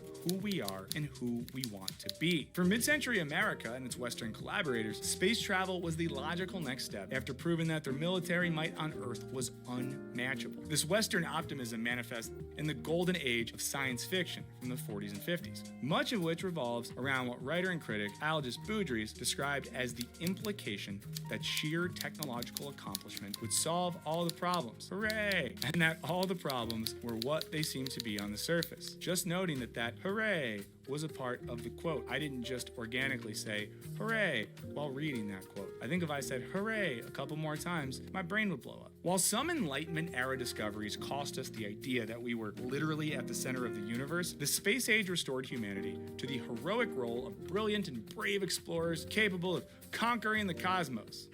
It's one small step for man, one giant leap for mankind. And if the global West could lead the way, besting the Soviet Union, it would prove that individualistic, democratic capitalism really was the superior ideology. But Alien shows us a starkly different version of space travel. It presents outer space as a cold, dark, and deeply unwelcoming place. It's night and day from the optimism of the Apollo years. The 60s ended on a note of cosmic optimism, but by the late 70s, progress had stalled. The world was still hamstrung by a Cold War and all the associated nuclear anxiety. The global stock market was struggling, and many countries saw trust in government institutions tank for a variety of reasons. Most folks were more concerned about earthly survival, not cosmic tourism. This era also saw a turn away from the optimism of Enlightenment era rationalism, which viewed technological progress as part and parcel with a necessary human good. And when fewer folks believe in some universal human project, which is grounded in science and reason, well, then space stops seeming like the next stop on humanity's journey of domination. In fact, as we see in Alien, we may be no match for what's out there. These movies reflect a growing cynicism about space travel, and more generally, the dream of post-war Western dominance and unending prosperity. The crew aboard the Nostromo aren't astronaut heroes or scientific geniuses awed by the majesty of space. They're a bunch of blue-collar working stiffs just there to do their job. Had things gone according to plan, well, they just would have spent the rest of the journey conked out in a cryopod, dreaming of getting paid for all that hard-earned overtime. We ought to discuss the bonus situation. We see more 70s cynicism when we learn that their employer had been lying to them about the nature of their mission. Bring back life form. Priority 1. All other priorities rescinded. Employer's lying. This is crazy. Turns out the creature menacing the crew has military applications that are very appealing to corporate shareholders. And they're more than willing to sacrifice a few working Joes to bring the OG facehugger home. The centrality of business interests speaks to a then growing anxiety that space would stop being about human exploration and become another site for commercialization, which of course is exactly what we've seen in recent years. Now, the same thing happens in Aliens when Ripley butts heads with an MBA type who refuses to let her drop a nuke on his precious xenomorph-infested space colony. Hold on 1 second. This installation has a substantial dollar value attached to it. Now, once again, corporate powers risk human lives for profit. Look, those 2 specimens are worth millions to the bioweapons division, right? Now, if you're smart, we can both come out of as heroes, and we will be set up for life. Crazy. They're so creative in Hollywood. And when that doesn't work, he pulls the endangered species card. This is clearly clearly an important species we're dealing with, and I don't think that you or I or anybody has the right to arbitrarily exterminate them. Now, this presents a vision of space travel that is in stark contrast to NASA's mid-century optimism. Needless to say, JFK probably wouldn't have loved a version of space travel that was more about economic growth and expansion than it was exploration and patriotism. Though, JFK definitely would have loved a version of space that involved just cheating on your wife without her finding out. The Alien movies reflect a vision of space and space travel, not as a sign of the great things humanity can achieve, but the awful things we perpetuate, no matter how many light years we travel. I don't know which species is worse. You don't see them f***ing each other over for a goddamn percentage. But nothing captures our cynicism and potential fears towards space as well as one thing: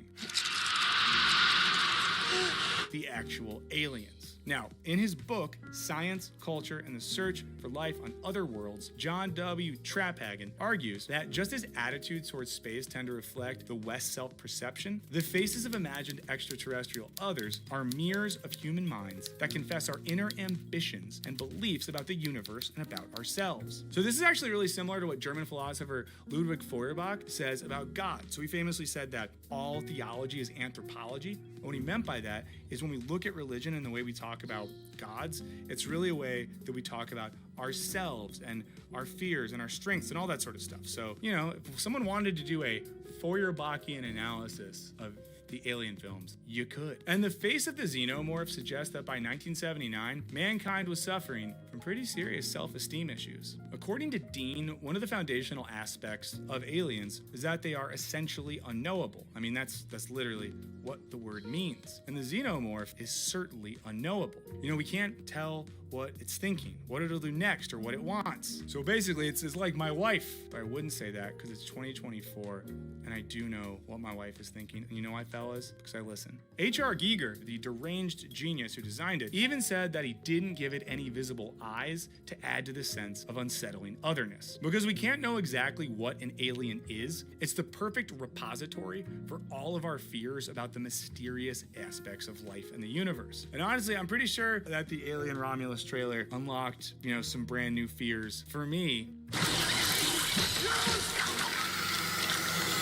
Often when we're thinking about aliens, we're really thinking about boundaries, as the alien figure is usually crossing one to go someplace where we don't want them, whether that be our planet, our ship, our face. And we can see this from two perspectives in the films. On one side, we have the Nostromo crew exploring an uncharted planet, crossing boundaries and claiming this new territory for themselves. The underlying logic, which is the same logic used by those who discovered America, is that the whole universe is conquerable. And in the second film, they've done just that, building a colony on that same planet. But much like the early Western explorers often had their acts of conquest thwarted by folks who've already lived there, more frightening borders are crossed when an alien crosses the boundary of Kane's spacesuit and attaches itself to him. And once he's back on the ship, well, the alien has punctured the safe, protected zone of their home away from home. And once this boundary is crossed, well, baby, there is no turning back. Still don't understand what you're dealing with, do you? Perfect organism. Its structural perfection is matched only by its hostility. And one of the most frightening aspects of the xenomorph is that it's not actually evil, at least in any intentional way. In fact, according to Genesis 1:28, it's simply following God's command to be fruitful and multiply, meaning that its only purpose is to consume, grow, and then spread its DNA. It just so happens to do this in a way that's,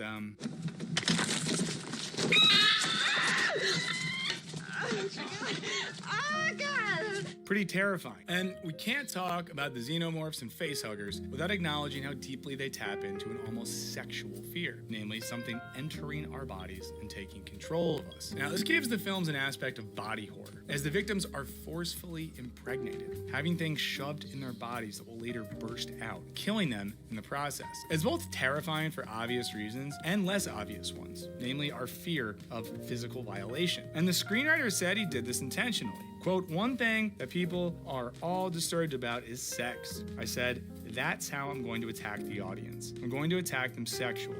and I'm not going to go after the women in the audience. I'm going to attack the men. The xenomorph's violence just feels unnatural. You know, it shoves itself into places it shouldn't go. It lays eggs in spaces that are seemingly off limits. It takes our very physical essence and makes it its own. But what's even more terrifying is how that represents the chaos of nature and the wider universe. You know, one big and messy jungle with each organism simply willing its own survival and perpetuation. Against a world that feels like it has some sense of natural order oriented around the goodness of humans, this paints a picture of a cosmos that's completely indifferent to us. And if Alien and Aliens are reflections of that feeling, How are you doing, the shows back in Tahrim? the 70s and early 80s, we weren't feeling so good. Beyond terror or fear, it reflects a sense of cynicism or pessimism, an insecurity that we don't have some type of meaning or place in the universe to begin with. Now, in his review of Alien, Roger Ebert notes how the film builds on the opening shot of Star Wars with its vast ship in lonely interstellar space. But there's no new hope to be found out in all that inky darkness. The Alien movies present space as a source of complete horror, an endless black abyss. Where space was once a boundless site of possibility, the Alien movies remind us that within that void, mankind is like undescribably tiny and small. Space's unimaginable scope made it easy to romanticize, but as we zoom out into the endless abyss, we become mere specks in a universe that seems to not even notice that we're there. Like in the first film's final shot, where Ripley is just left drifting through space. I should reach the frontier in about 6 weeks. With a little luck, the network will pick me up. This is Ripley, last survivor of the Nostromo. Signing off. Of course, the network doesn't pick her up, and she ends up dozing through the cosmos for 60 years until she's rescued as the sequel kicks off. And it's really just blind luck that a deep salvage team found you when they did. Just 1 in 1,000, really. I think you're damn lucky to be alive, kiddo. You could be floating out there forever. In this cold, unforgiving universe, human prowess won't save us. It's a lucky roll on a 1,000-sided dice. Far from previous visions of masterful astronauts extending human potential into space, this reduction of human significance to loose cosmic change reads as essentially pessimistic, in the vein of philosopher Eugene Thacker. Now, in his book, Cosmic Pessimism, Thacker argues that the unhuman orientation of deep space and deep time reduces mankind to a primordial insignificance that basically necessitates a gloomy outlook. The term pessimism comes from the Latin pessimist, which you can basically translate as the worst. It's the belief that the worst outcome is surely going to occur, something we see in the Alien films. Now, according to Thacker, as a philosophy, pessimism can best be summed up by phrases like, "we'll never make it," which simply I think I'm done. doomed. That's it, man. Game over, man. It's game over. Or alternatively, from their eerie, quiet opening moments to their bloody action sequences, Alien movies are shot through with this sort of pessimism. Because the xenomorph isn't just a scary space monster, it's a forceful rejection of all the space-age ideas about how smart, strong, and generally impressive mankind was. One that, as we see, can't be defeated by hardworking human ingenuity. Thacker describes how people tend to respond to the hostility of the world around them by having a goal, planning ahead, and thinking things through carefully. We attempt in a daily Prometheanism to turn fatality to our advantage, to gain a glimpse of an order that seems buried deeper and deeper in the fabric of the universe. It's the only way. We'll move in pairs. We'll go step by step and cut off every bulkhead and every vent until we have it cornered, and then we'll blow it the out into space. Is that acceptable to you? Of course, the best laid plans of mice and space miners often go awry. Those essential human qualities that we associate with space travel, ingenuity, discipline, bravery, immediately prove to be no match for the ruthless violence that awaits them in this cold corner of the universe. I can't lie to you about your chances, but you have my sympathies. This emphasis on the essential vulnerability of humanity is doubled down on in Aliens. Now, this time around, we're seeing a version of space that's not just been commercialized, but militarized as well. This crew aren't just working stiffs, but gosh darn space marines, carrying themselves with all the associated swagger and machismo. Hey, Vasquez, have you ever been mistaken for a man? No. Have you? Teeth, and they have absolute confidence that their military might and technological superiority will ensure their victory. Check it out. I am the ultimate badass. State of the badass art.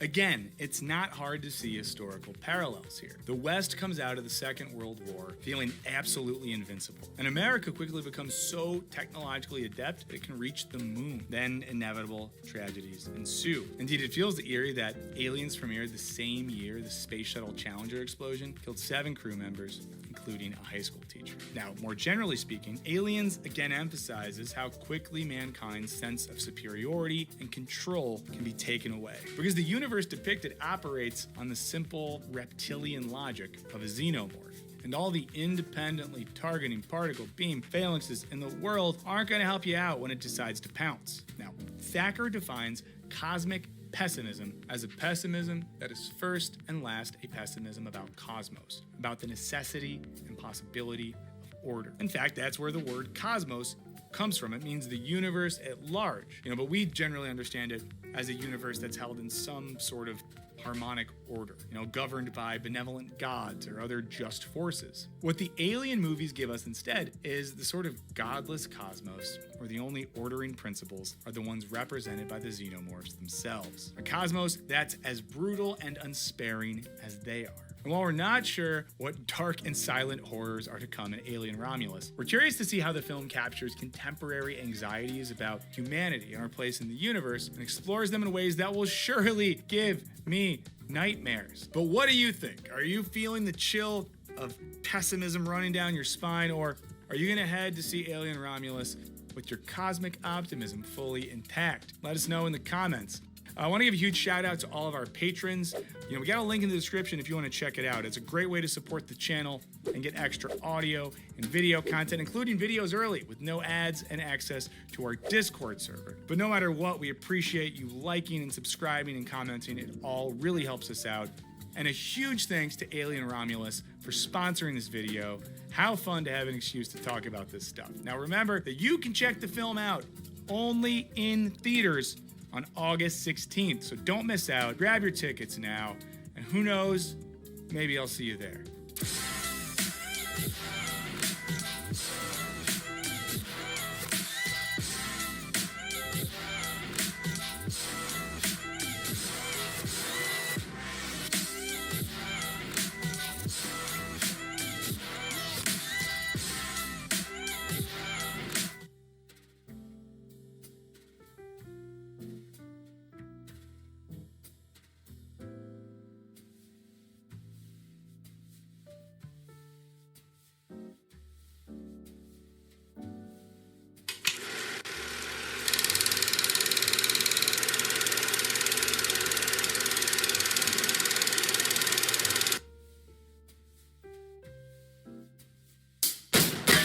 Oh my god.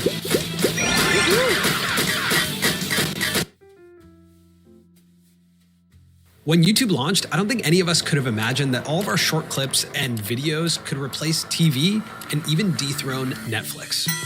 YouTube is now the biggest streamer in the world. YouTube is 10% of viewing. Netflix is 8.4. Bigger than Amazon Prime Video, bigger than Hulu. YouTube is a juggernaut. In this episode, we'll explain how it happened, and we'll hear what a Hollywood insider thinks about this battle between YouTube and Netflix. Yeah, I have some strong feelings on that. Lastly, we'll share our predictions and our takes on what this all means for creators in the next chapter of entertainment. And if you make it to the deep end, you'll hear from our showrunner, Hot Take Dave. What is that? What is that one? What is that? This is Hot Take Dave's second appearance on the show. Could be his last. Dave, stop it. I don't know why I'm doing it. All right, let's get into it.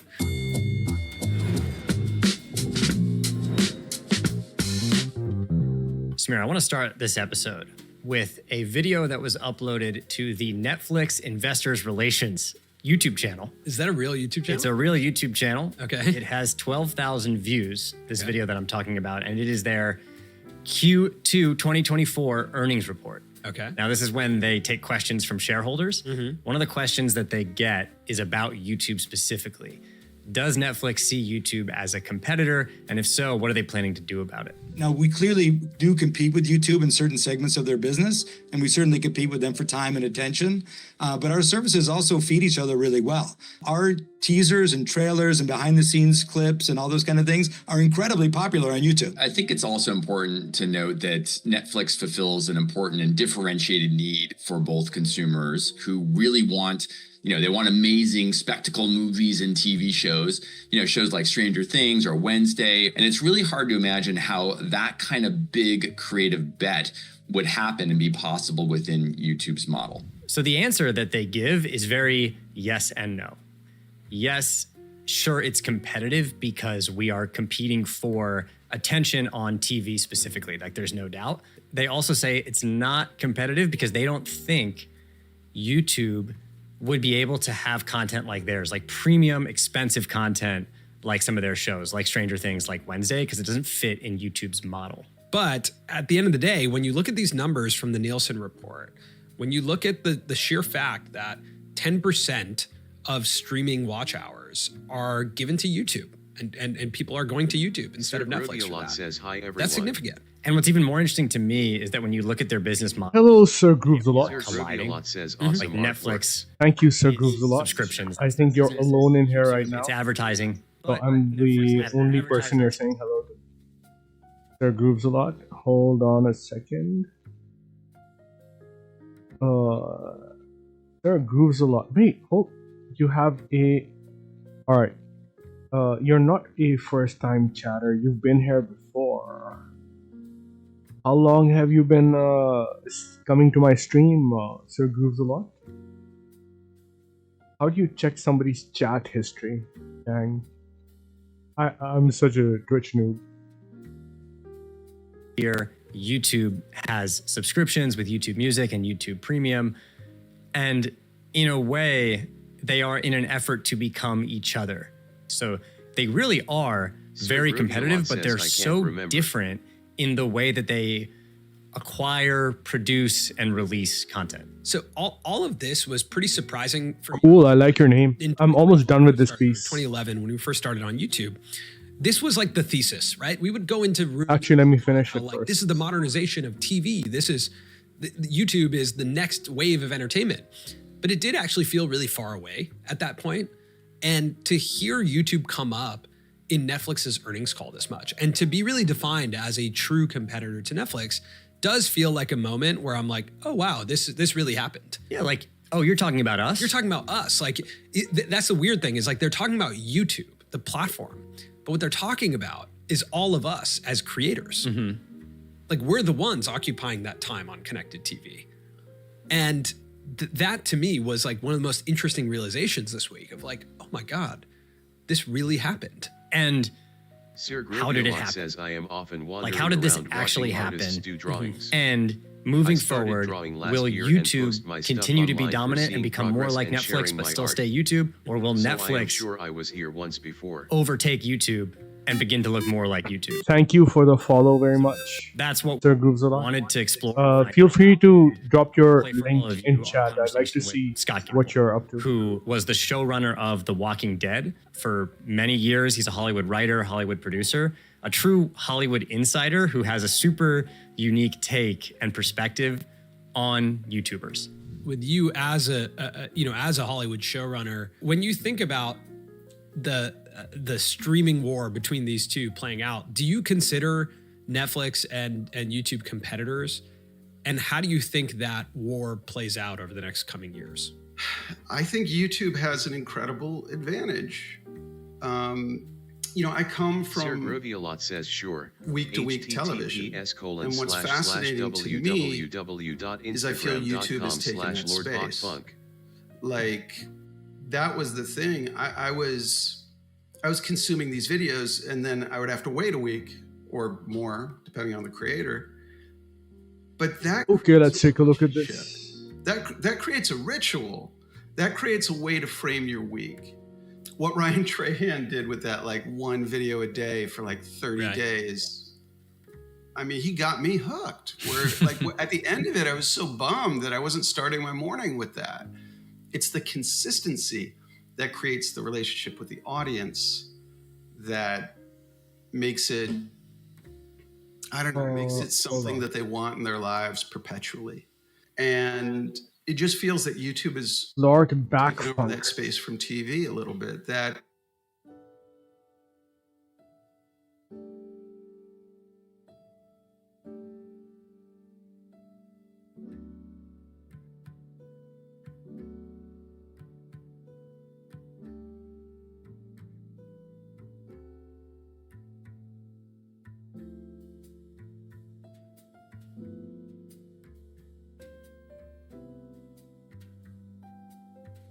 Sam Tam. Okay, cool. You're a beginner, but you're having fun with what you're doing.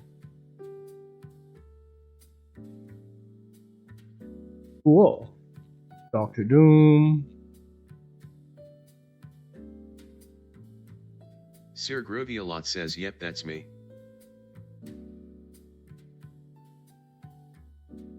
Is this Freddy Krueger?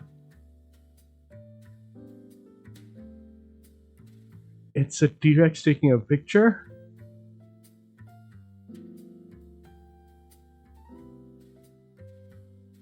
The Flash. Is this Clayface? Yeah. The big hippo and a turn of the century dancing ghost from Betty Boop. Cool. So, tell me about your goals. What do you want to do with drawing? Maybe I can help you a little bit. that weekly relationship. Introducing XM Copy Trading.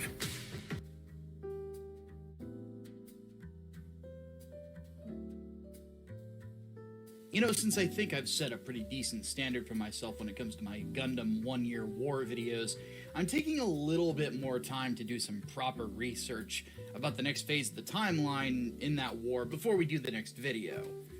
I just want everyone to know that it's still on the way, but today, we're going to talk about some stuff that is screwed up. As I've mentioned before, I got into anime during the late 90s. Sir Grovialot says my goal currently just to keep the habit up, but I am planning on doing some fundamentals. I am not happy with my linear art. I honestly hate the most, which is, you know, when Naruto and Bleach basically took over and became the most popular franchises around the late 2000s. What I ended up doing around that time was searching for... Okay, I can suggest some exercises if you're interested. ...more edgy itch. The last couple of vids that we've done on this particular topic when it comes to disturbing anime, we've gone over Angel Cop and we've gone over Genocyber, both of which are known for their ridiculous amounts of gore, terrible voice acting, and surprisingly good animation. Today, however, we're going to talk about an anime that gets very screwed up, but is also really, really stinking good. Today, we're going to talk about The Guyver. Now, one thing I'm going to warn everyone about is that I'm actually not going to be talking about some very specific things when it comes to Guyver. I'm not going to be talking about the movie. Says sure. I know, boo away, yada yada yada. And I'm also... Alright, so the first tip that I'm going to give you is actually I've done it in this piece. You see? This. See this.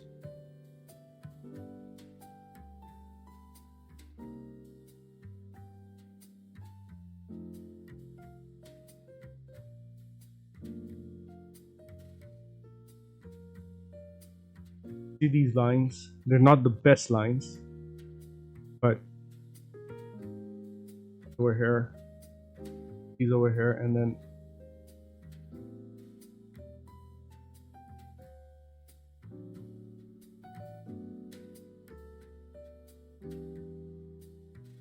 he's over here, he's over here.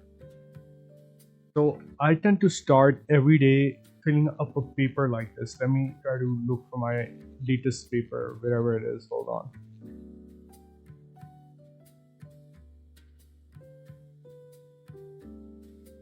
I'm not going to be talking about the manga.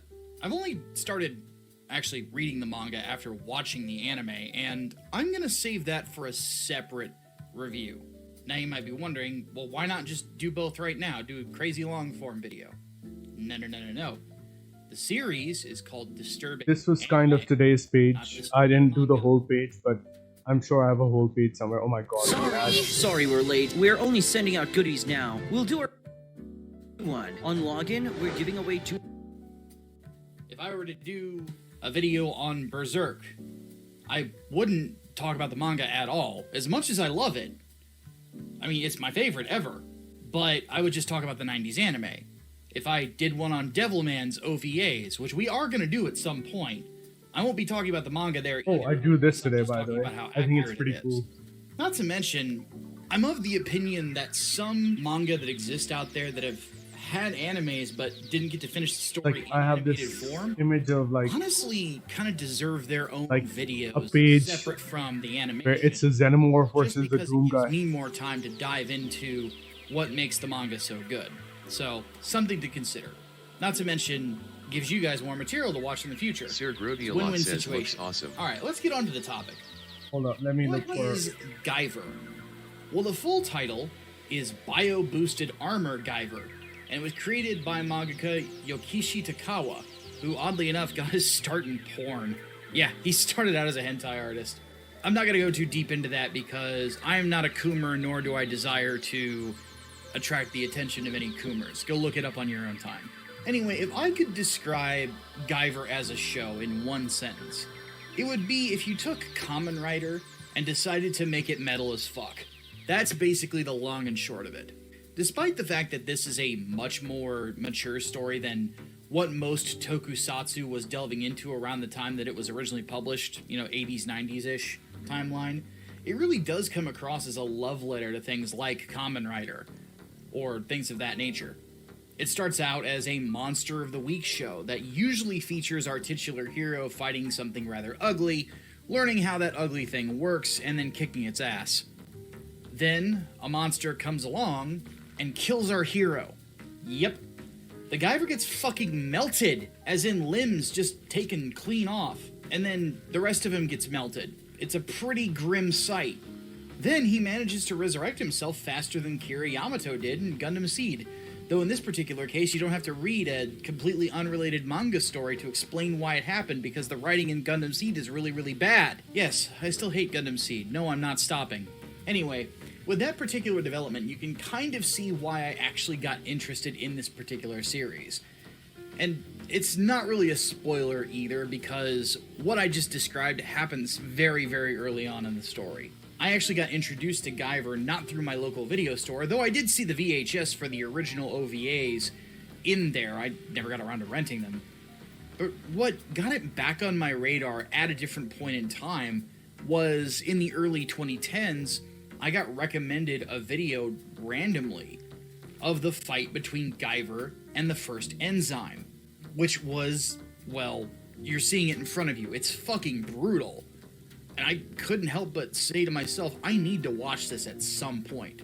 So, the series got put on my watch list, up until very recently when I finally got in the mood to sit down and watch the whole damn thing. So there's actually 2 anime that this particular manga series got, and unfortunately both of them end up ending really abruptly and come across like they are basically there to be a gateway drug for the manga, and, I feel like I'm waffling. Sure, dude, am I waffling too much? Waffles, tasty waffles with lots of syrup. Okay, that answers that question. Let's go ahead and just start in on a plot breakdown. The story primarily follows students Sho Fukumachi and his friend Tetsuro Sagawa. The 2 boys are hanging out in the woods when a disc-shaped object lands near them after an explosion that went off nearby. As the 2 young men decide what to do with the thing, it latches onto Sho and reveals itself to be a suit of bio-armor called a Guyver. The explosion that sent it their way was caused by... Are you still here, Sir Grooves a lot? It had escaped an evil corporation that turned the gentleman into a monster, and the explosion was his last bit of desperation before he was murdered by fellow monsters. The plot from here largely radiates around the Guyver armor and its significance to the overall plot. So, like, yeah, though typically, as time goes on, more and more background. Typically, I'll start my day off with a page full of doodles. Grody a lot says I am still here. Yeah, so typically I start a page off with like lines like these, just trying to stabilize myself, usually a day will start off like this, You know, I'll doodle a little bit or whatever, but like it's this, just lines. Just lines. And this is just to get started. The only thing I keep in mind is, hey, just draw some parallel stuff, just some parallel lines, you know. And I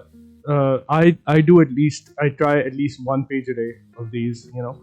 But I recommend for you, just start your day with like 3 pages like this, you know. Look at this. Like what I'll do is like I'll make like a bunch of straight lines. Sometimes I'll go and I'll make a crosshatch over here. I'll try to see some interesting kind of patterns I can create, whatever. You know, it's just to kind of get myself oriented, and also it has this function to serve, that, you know, it's just to kind of stabilize my hand, but also it's very meditative. It's like a way of orienting myself kind of emotionally, just chilling out and just getting into the groove, you know. Entering that flow state, super important, you know.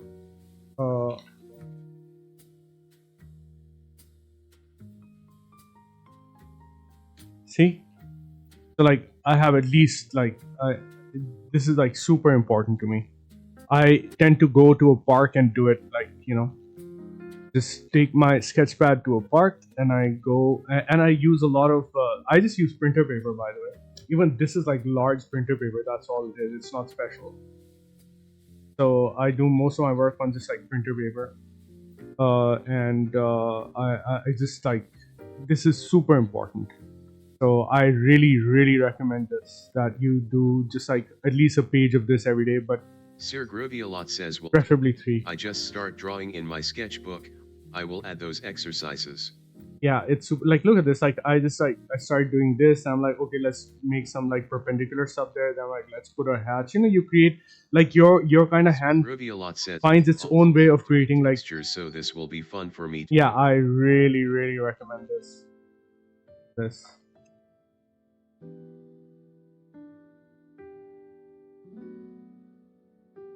You know, wait, like sometimes I let myself, you know, make a little doodle, and then like I just like whatever I'm doing here, I continue it here, see how it's applying to the figure, things like that, you know. Wait.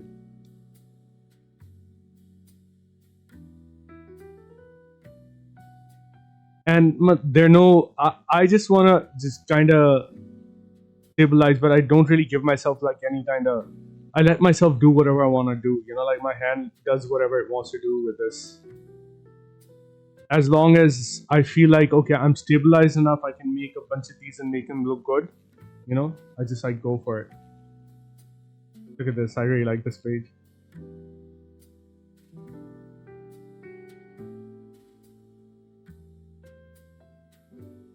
So yeah, I really recommend that you start off your day with 1 to 3 of these at least.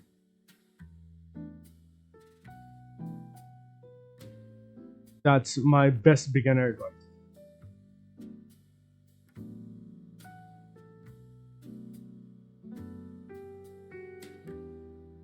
Because once you get used to that, then it allows you to do things like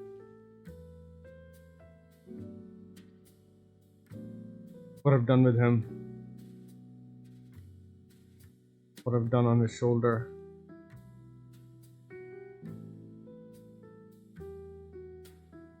Sir Grovialot says thanks, will definitely do. Highly recommended.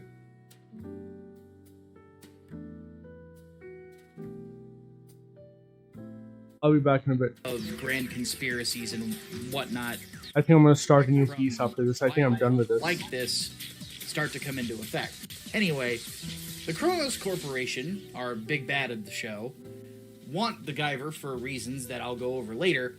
And they also fear it because they understand that it is extremely powerful. And they actually have to bioengineer some stupidly powerful monsters of their own to even equal the base level of Guyver in power. I say base level because this is anime. Everybody gets upgrades at some point. Anyway, it's a fairly simple narrative that has a really intriguing underlayer of a plot that gives a really interesting spin on the creation of humanity and how it's so easy for the Kronos Corporation to just turn people into fucking monsters without much effort, seemingly anyway, from their scientists. Now, there are 2 Guyver anime, like I mentioned before, and a couple of feature films, and an anime OVA film on top of that. But like I mentioned, we're only going to be going over the series today. Don't make me tap the sign that says disturbing anime, please. The first Guyver anime film came out in the late 80s, early 90s, somewhere around there, and it was called Guyver Out of Control. It sucked. It was really, really bad. It's got some okay animation in it, but there's a lot of weird stuff that goes on in it. Let me just kind of get it through to you. So there is a second Guyver, which, isn't a spoiler. There's actually 3 total. And the second Guyver in this is used by a woman. Now, when Sho puts on the Guyver armor, it doesn't really do anything crazy when it, attaches itself to him. It just kind of does what you would expect it to do if it was like a symbiote from the Marvel Universe or something like that. But with the female character, it fucks her. No, I'm not kidding. And no, we can't show it. Because Jesus fucking Christ, it's like a scene out of a hentai. I can't even show it in the uncensored version. So, yeah, that's fucking stupid. Then there's also a really tone-deaf attempt at having a character theme about, like, fighting spirit and stuff like that. When people are getting butchered left and right by the Guyver, like he's just started a new job at a fucking cow slaughtering factory or something. It's kind of messed up. And honestly is more hilarious than anything. So I guess if you want a good laugh, there's that. And then finally, there's just a fight scene in it that starts pretty good, but it's a fight scene so nice that they had to do it twice. And I shit you not, they reuse animation cells for half the fucking fight, but with different lighting this time. Yeah, it's really goddamn lazy. Guyver Out of Control is really bad. Don't watch it. Unless you just want to see bad anime, in which case have fun. But as for anime series, we have the 90s series, which was only 12 episodes and only went to a certain point that's still fairly early in the story. And then we have the early to mid 2000s series, which is actually a full season of 26 episodes that actually goes over the first whole major arc of Guyver and does really well with it and set up for what the next major arc was going to be, but sadly it never got a second season. When it comes to the 2 shows, the comparison points on them are that they both have good animation and they both have really fun soundtracks that are honestly kind of reflective of the time that they were brought out. One thing that's a pleasant surprise with Guyver is that given the time period, and also given that there's quite a few biopunk series out there that can be really trashy, I was genuinely surprised by how fantastic that Guyver is as a series in both of them. Though I can obviously oversimplify Guyver as biopunk tokusatsu, the Guyver as a series is one with a shocking amount of heart to it. I think this is done. The few literary examples that I can think of where expectations get properly subverted in a great way that benefits the story. Ultimately, the way that it stands is if you're looking for a gory romp that admittedly does not have that great of voice acting, but still has pretty good animation and a ridiculous amount of violence in it, honestly, go ahead and check out the original OVA series that was done, and honestly just watch it in Japanese because the voice acting's a lot better there. But then you could follow that up by coming in on around, I want to say, episode actually around 10-ish of the mid-2000s series. You get the same story, and honestly, the English dub is really solid in that one. Oh, geez. It's kind of coming to my attention as I discuss this that we're getting to a point where I'm going to have to go into spoiler territory and bring the act guys in. So, for those of you who have been paying attention for the last 12, 13 or so minutes, this show, at least the 2 anime shows that Guyver got, I can't help but recommend here. And I don't mean I just recommend, I mean this is a glowing recommendation for me, which is not easy to get, as some of you have probably noticed over the last year. So if you're looking for, like, 90s cornball violence, start off with the 90s anime, and then move over and finish the story of the first arc with the mid-2000s anime. Now, if you don't have the same soft spot for corniness and over-the-top violence that I do, I would just go straight to the 2000s anime, because it's still really violent, don't get me wrong, but the voice acting's a lot better, you get a lot more story with it, and the characterization is just on fucking point. It's great. This, honestly, is one of those shows that, in watching it, I am actually kind of bummed that there isn't a second or third or fourth season to this, because I really feel like there's a lot of things that I would love to see explored in this that probably just are never going to happen, because sadly the manga has been in hiatus ever since Donald Trump got elected to the presidency, and it doesn't look like the series is ever going to continue, which is really unfortunate, because god damn, this universe seems fucking cool. Anyway, we're gonna go ahead and get into the spoiler breakdown, so for those of you who don't want spoilers, feel free to come back, but before you go, a word from our sponsors. Hello, my name is Tree, and that as trouble is once again brewing in Buenos Aires. Human Shield is getting ready to launch its first solo adventure with phenomenal art by Mannix and vibrant colors by Farah Normaliza. Don't miss the next book in the Reconstruction story, the first direct sequel to Peregrine, Wings of the Falcon. The Azure Aegis is ready. Are you? Alright, let's get into spoiler time. So, let's talk about subverting expectations. I feel like the simplest explanation of how to properly subvert expectations in a positive way within literature was, oddly enough, described by fighting game YouTuber, my favorite YouTuber, Maximilian, when he was pointing out why Sindel's friendship on Mortal Kombat 11 sucked. It subverts your expectations. Well, right. Subverting your expectations is one thing, but subverting your expectations and still have it being satisfying is something completely fucking different. And the whole reason you want to subvert expectations, that the result of the subversion is better than what the Alright, good night. than something that is expected might be. If you're subverting expectations and it still doesn't land, it's actually fucking worse. It's way worse. It sucks. The fact of the matter is that oftentimes, whenever people interact with fiction, we tend to look for similar threads to something else that we have seen in the past, because in a lot of ways human beings just look for familiarity because it's comfortable. It's in our nature, essentially. Now, if you can use that against your audience and swerve them into a twist that's more thought-provoking and more exciting than what they originally thought, it can really make for a super enriching experience. So basically the opposite of what Rian Johnson has been doing for the last decade. Now, the first one in Guyver that I mentioned at the start, and I'll go into a little bit more detail, is the fight with the enzyme Zoonoid. In this particular fight, the Guyver gets fucked up beyond all repair. Quite literally, he gets melted, for God's sake, and the control metal is ripped out of his fucking head. Now, this comes out of nowhere because up to this point, the Guyver has beaten everything in front of it. And not only beaten it convincingly.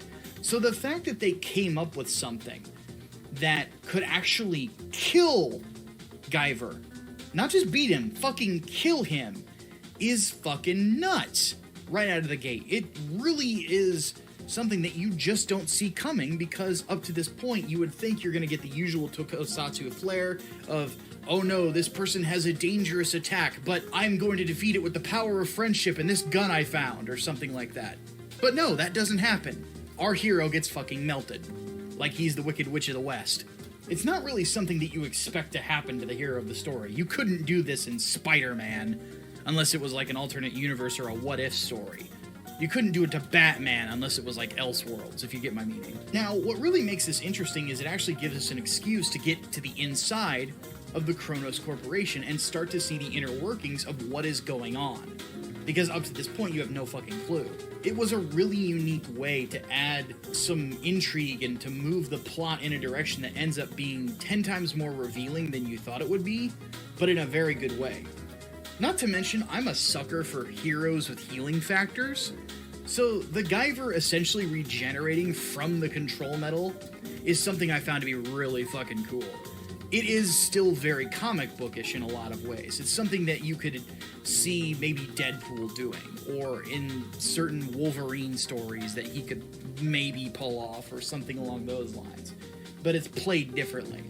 Now, I'm a comic book writer, as you know, you've seen in the advertisements on this channel, So I tend to mark out for things that will remind me of superheroes. And to be honest with you, Guyver is one of those anime that I would recommend to people who are fans of superheroes, because in a lot of ways it carries some of the same beats, just a bit differently. Now, the second big thing that subverts your expectations of what's going on that I found really interesting about the plot was the origins of humanity in this universe. By the way, when I tell you what the origins of humanity are in this, you're going to immediately think that Damon Lindelof ripped off of Guyver for Prometheus. Now, given that Damon Lindelof is a talentless hack, I would absolutely easily be convinced that he ripped off the Guyver. I don't know if he actually did, but I'm going to just think he did because I'm a jerk. By the way, for legal reasons, that's actually a complete and total joke. I don't really think he ripped it off. I just wanted to see if I could make somebody laugh about it. Damon Lindelof does suck, though. So basically, humanity in this universe was created as a template for bioweapons by an alien race called the Creators. Well, that's the name that other people have given the name of this alien race, because they actually don't know what their actual name was. Either way, this ancient race of aliens... Oh god, it's ancient aliens. Fuck me, dude. Fine, throw up a meme real quick. Just get the fucking weird hair guy out of the way. Back on topic. This race of creators made humanity the way that they are so that they could essentially be malleable on a genetic level for combat purposes. It's an interesting explanation as to why it is that the Guyver armor, when attached to a human being, is so goddamn powerful. And why it's so easy to turn the people of Earth into these monsters, these zoonoids, by really anybody that has access to the Creator's technology. I think I'm done. Because human beings were built from the ground up to be compatible with this sort of thing. It's almost like we're some sort of genetic tabula rasa for weaponry. It has a bit of a Resident Evil feel to it in some ways, which, given when Guyver came out, and Resident Evil is easily the most popular biopunk franchise on planet Earth, it wouldn't surprise me if there's some inspiration there. Hell, now that I think about it, you could make a really cool Resident Evil style video game in the Guyver universe if you had a normal human being struggling to escape zoonoids and things along those lines and having to find creative ways to kill them.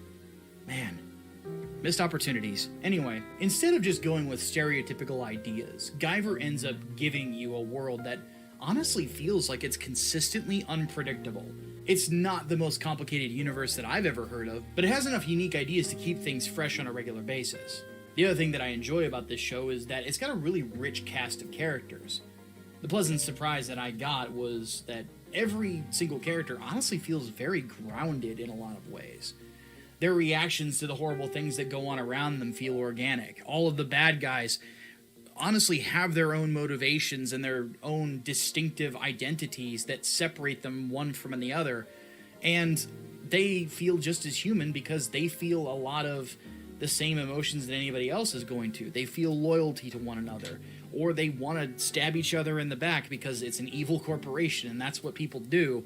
So they suffer from a lot of the same sins, but also have virtues, which is really weird given the context of some of these characters' situations. But I digress. On top of that compliment that I can give it, the one thing that the author has done a tremendous job of doing is really finding characters on a regular basis that can really be the audience surrogate, but they switch them so that you're not always with the same people and you're getting more unique looks at a situation than just being around Show all the time. One thing that I especially enjoy is the personality differences between Guyver 1 and Guyver 3. Like I mentioned earlier, there's 3 of these damn things. Guyver 3 is used by Agito Makishima, and he tends to be a much more vengeance-driven character than Show is. The two characters are consistently aligned with one another throughout the story, but the one thing that I love about them is how different their approaches are to the scenario of being a Guyver. Show is a bit of a classic superhero type, kind of a Spider-Man sort of guy, but, obviously he kills monsters. Whereas Agito has a methodology that would get a thumbs up from characters like Punisher, Wolverine. Now I want to draw the Guyver. It's a really cool hero and anti-hero dynamic that gives our group of heroes a good set of tension as they try to work together for a common goal. Now, if you're not a comic book reader like I am, but you're more of a gamer, think about the party in Baldur's Gate 3, how a lot of characters come from very different motivations, but they're brought together for the singular goal of bringing down the absolute. It's a similar scenario to that, basically, where those personality clashes can be just as integral to the story as the overarching plot. Anyway, even though I've gone into some fairly heavy spoilers in this, I actually don't want to go any further than I have, because believe it or not, I've really only given you guys the broad parts of the universe. There's a lot more to this, and I don't want to just give them away. I had a really good experience sitting down and watching the mid-2000s anime of this franchise, and I honestly would rather you guys in the audience at least sit down and watch that show and get a similar experience to what I got. Personally, I love it whenever I watch a show and I just get that sit-down, popcorn-eating experience, but it's considerably deeper than what I was originally expecting. What starts out as this blood-soaked love letter to tokusatsu ends up as this really interesting biopunk story with a ton of heart and some very memorable characters. I definitely think that once I finish reading the manga, I'm gonna do a review of it. But the sad part of it is I don't think, as I mentioned earlier, that this story is ever gonna get finished. It's been on hiatus since 2016. There's been no sign of any new anything from this franchise. But you never know what's gonna happen. A lot of people didn't think Berserk was going to keep going after Kentaro Miura passed away, but it is. I mean, when it comes to that, I was stuck on a boat with a big guy with a big sword for 10 years. And then there was more story. So crazier things have happened. Anyway, if you enjoyed this particular video, don't forget to hit that like button, subscribe, and share this with your friends as well if they haven't seen Guyver and you're wanting to get them into it. If you'd like to become a patron, options for that are down in the description alongside the comic books that my publishing company is currently offering. With all that said, my name is Micah Curtis, your favorite vanilla gorilla, and I will see you guys next time. Take care.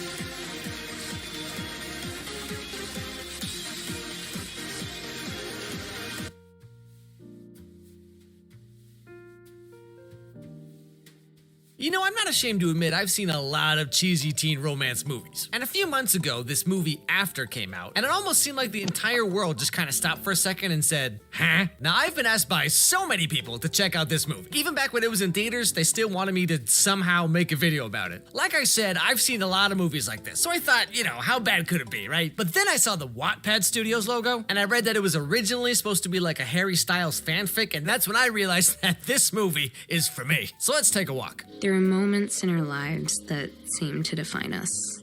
Moments we keep going back to. Yeah, you know, it's very true. I mean, let me tell you, there's a clear line in my life between before and after I realized that randomly asking girls for hugs in the hallway is neither cute nor endearing. So, yeah, guess who didn't go to his high school reunion? Anyway, so this is Tessa, a typically average good girl who's leaving the nest and going off to college, which of course she's a little nervous about because what if she meets a cute boy and then he gets to know her? Are you saying that because you think that Jats are touching? Boring. But yeah, so today is Tessa's first day of school, and she's up bright and early because the existential nihilism hasn't set in yet. Their Jats could be touching, it's true. Are you a first year too? Yeah. Are you an econ major? How do you like it? Yeah. You? I think I'm done with it. An English major. Okay, so you're both gonna end up working at Starbucks paying off your student loans for the next 50 years. Hey, look at that, Tessa making friends already. So that night, Tessa's coming back from the shower, and she finds a little surprise waiting in her room. Excuse me? I think that you're in the wrong room. I'm in the right room. Can you please go out into the hall so I can get dressed? Don't flatter yourself. _mega_doggo_ You know, says, we got "Now, this what are guy, you you going got to Peter draw?" Pan or whatever. Like, is there a thing where I'm not sure. randomly show up in girls' bedrooms? Because, I mean, it's almost like some kind of epidemic at this point. Now, despite everything that just happened, Tessa, for some reason, starts to feel a little something for said British guy. Because, yeah, sure, okay, maybe he overstepped like 10 different boundaries. But he talks like Doctor Who. So later on, Tessa's roommate, Steph, who's clearly trying way too hard to be Thank you, Didi. invites Tessa to a party where, guess what? She runs into the British guy again. This is my new roommate, Tessa. This is everybody. Nice to meet you. My name is Zed. You've met Hardin? Wait. His name is Hardin? This dude's parents named him after a Pokemon move? Anyway, so Tessa meets this band of kids who you know just have like the worst social media accounts. Just like every other post is like that Marilyn Monroe quote where it's like, if you can't handle me at my worst, you don't deserve me at my best. Which, by the way, should really be like, if you can't handle me at my worst, good on you for having self-respect. Then they play Truth or Dare because I guess they're all 7, and Tessa gets dared to kiss Hardin.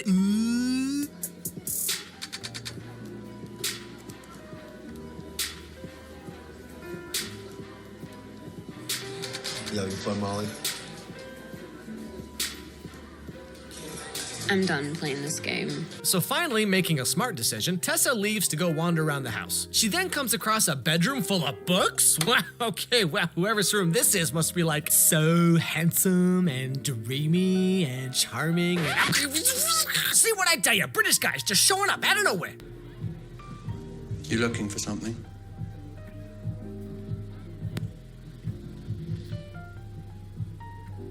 He's more myself than I am. Whatever our souls are made of, his and mine are the same. So somehow, Hardin showing off that he knows how to read makes Tessa get all duh. But at the last second, she decides not to kiss him because, fun fact, she has a boyfriend back home. Now, maybe the next day, who knows really. Tessa is in what I assume is English lit class, and today they're discussing the book Pride and Prejudice. And guess who's in the same class and just has to give his 2 cents about everything? Pride and Prejudice. Elizabeth Bennet needs to chill. She gave Darcy a way worse time than he deserved. Love is just a transaction. We're all hardwired to desire. We present the correct set of desirable traits, and boom, we can turn it on and we can turn it off. Yeah, okay, Hardin, sure. Whatever you say, buddy. You know, I used to listen to Simple Plan and System of a Down too. Okay, you're not special. Anyway, so as you probably already guessed, Tessa and Hardin keep running into each other all the time because, heaven forbid, Tessa goes to a different coffee shop, and long story short, he ends up sort of apologizing, and for some reason, Tessa agrees to go with him to a forest in the middle of nowhere because that I think I'm done. Thing to do with a guy you basically just met like 2 days ago. Nothing weird about that. Welcome to my favorite place. This is where I keep all the bodies. What are you doing? I'm going swimming.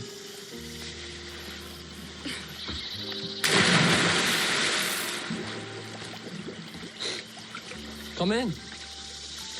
See, Tessa, this is why you really shouldn't go anywhere without an exit strategy. Anyway, so they swim around and end up sharing a moment where they stare at each other for a really long time, which, pro tip, only works in this movie and, like, Twilight. Because let me tell you, it turns out girls don't really appreciate it when you go around, like...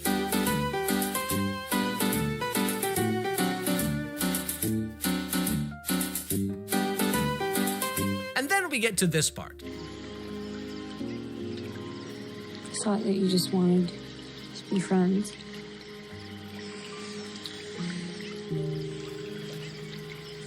I don't think we can ever be just friends.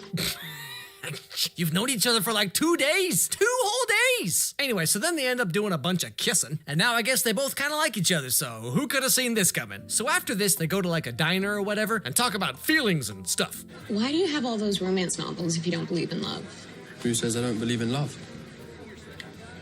You did in Soto's class. Maybe don't believe everything I say then.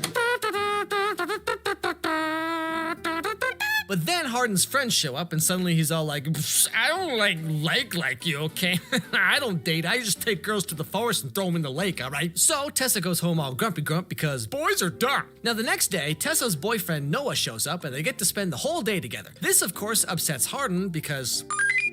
and he goes home and just kind of trashes the whole place. Now, Tessa hears about this, and that night goes to comfort Hardin because, I mean, hey, who wants to sit at home with their boyfriend watching Netflix when you could be babysitting? I'm sorry for how I treated you. If you don't date.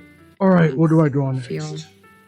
I don't think that is how I feel anymore. But anyway, so then somehow, for some reason, they end up almost kind of sort of doing the old Devil's Tango, while Hardin gives us little gems like this. You don't ever have to cover up. Not for me. What does that even mean? Anyway, so the next morning, Noah finds out what's been going on and breaks up with Tessa. But I mean, come on. Luscious curly hair, broad shoulders, a chin that could crack diamonds, and you're gonna give all that up for this? A guy with the King and Queen of Hearts tattooed on his fingers? I mean, come on, Tessa, I thought you were supposed to be one of them smart kids. So that night, Tessa goes over to Hardin's house and they sit on the roof and have a little heart-to-heart talk. I hate myself for what I did to him.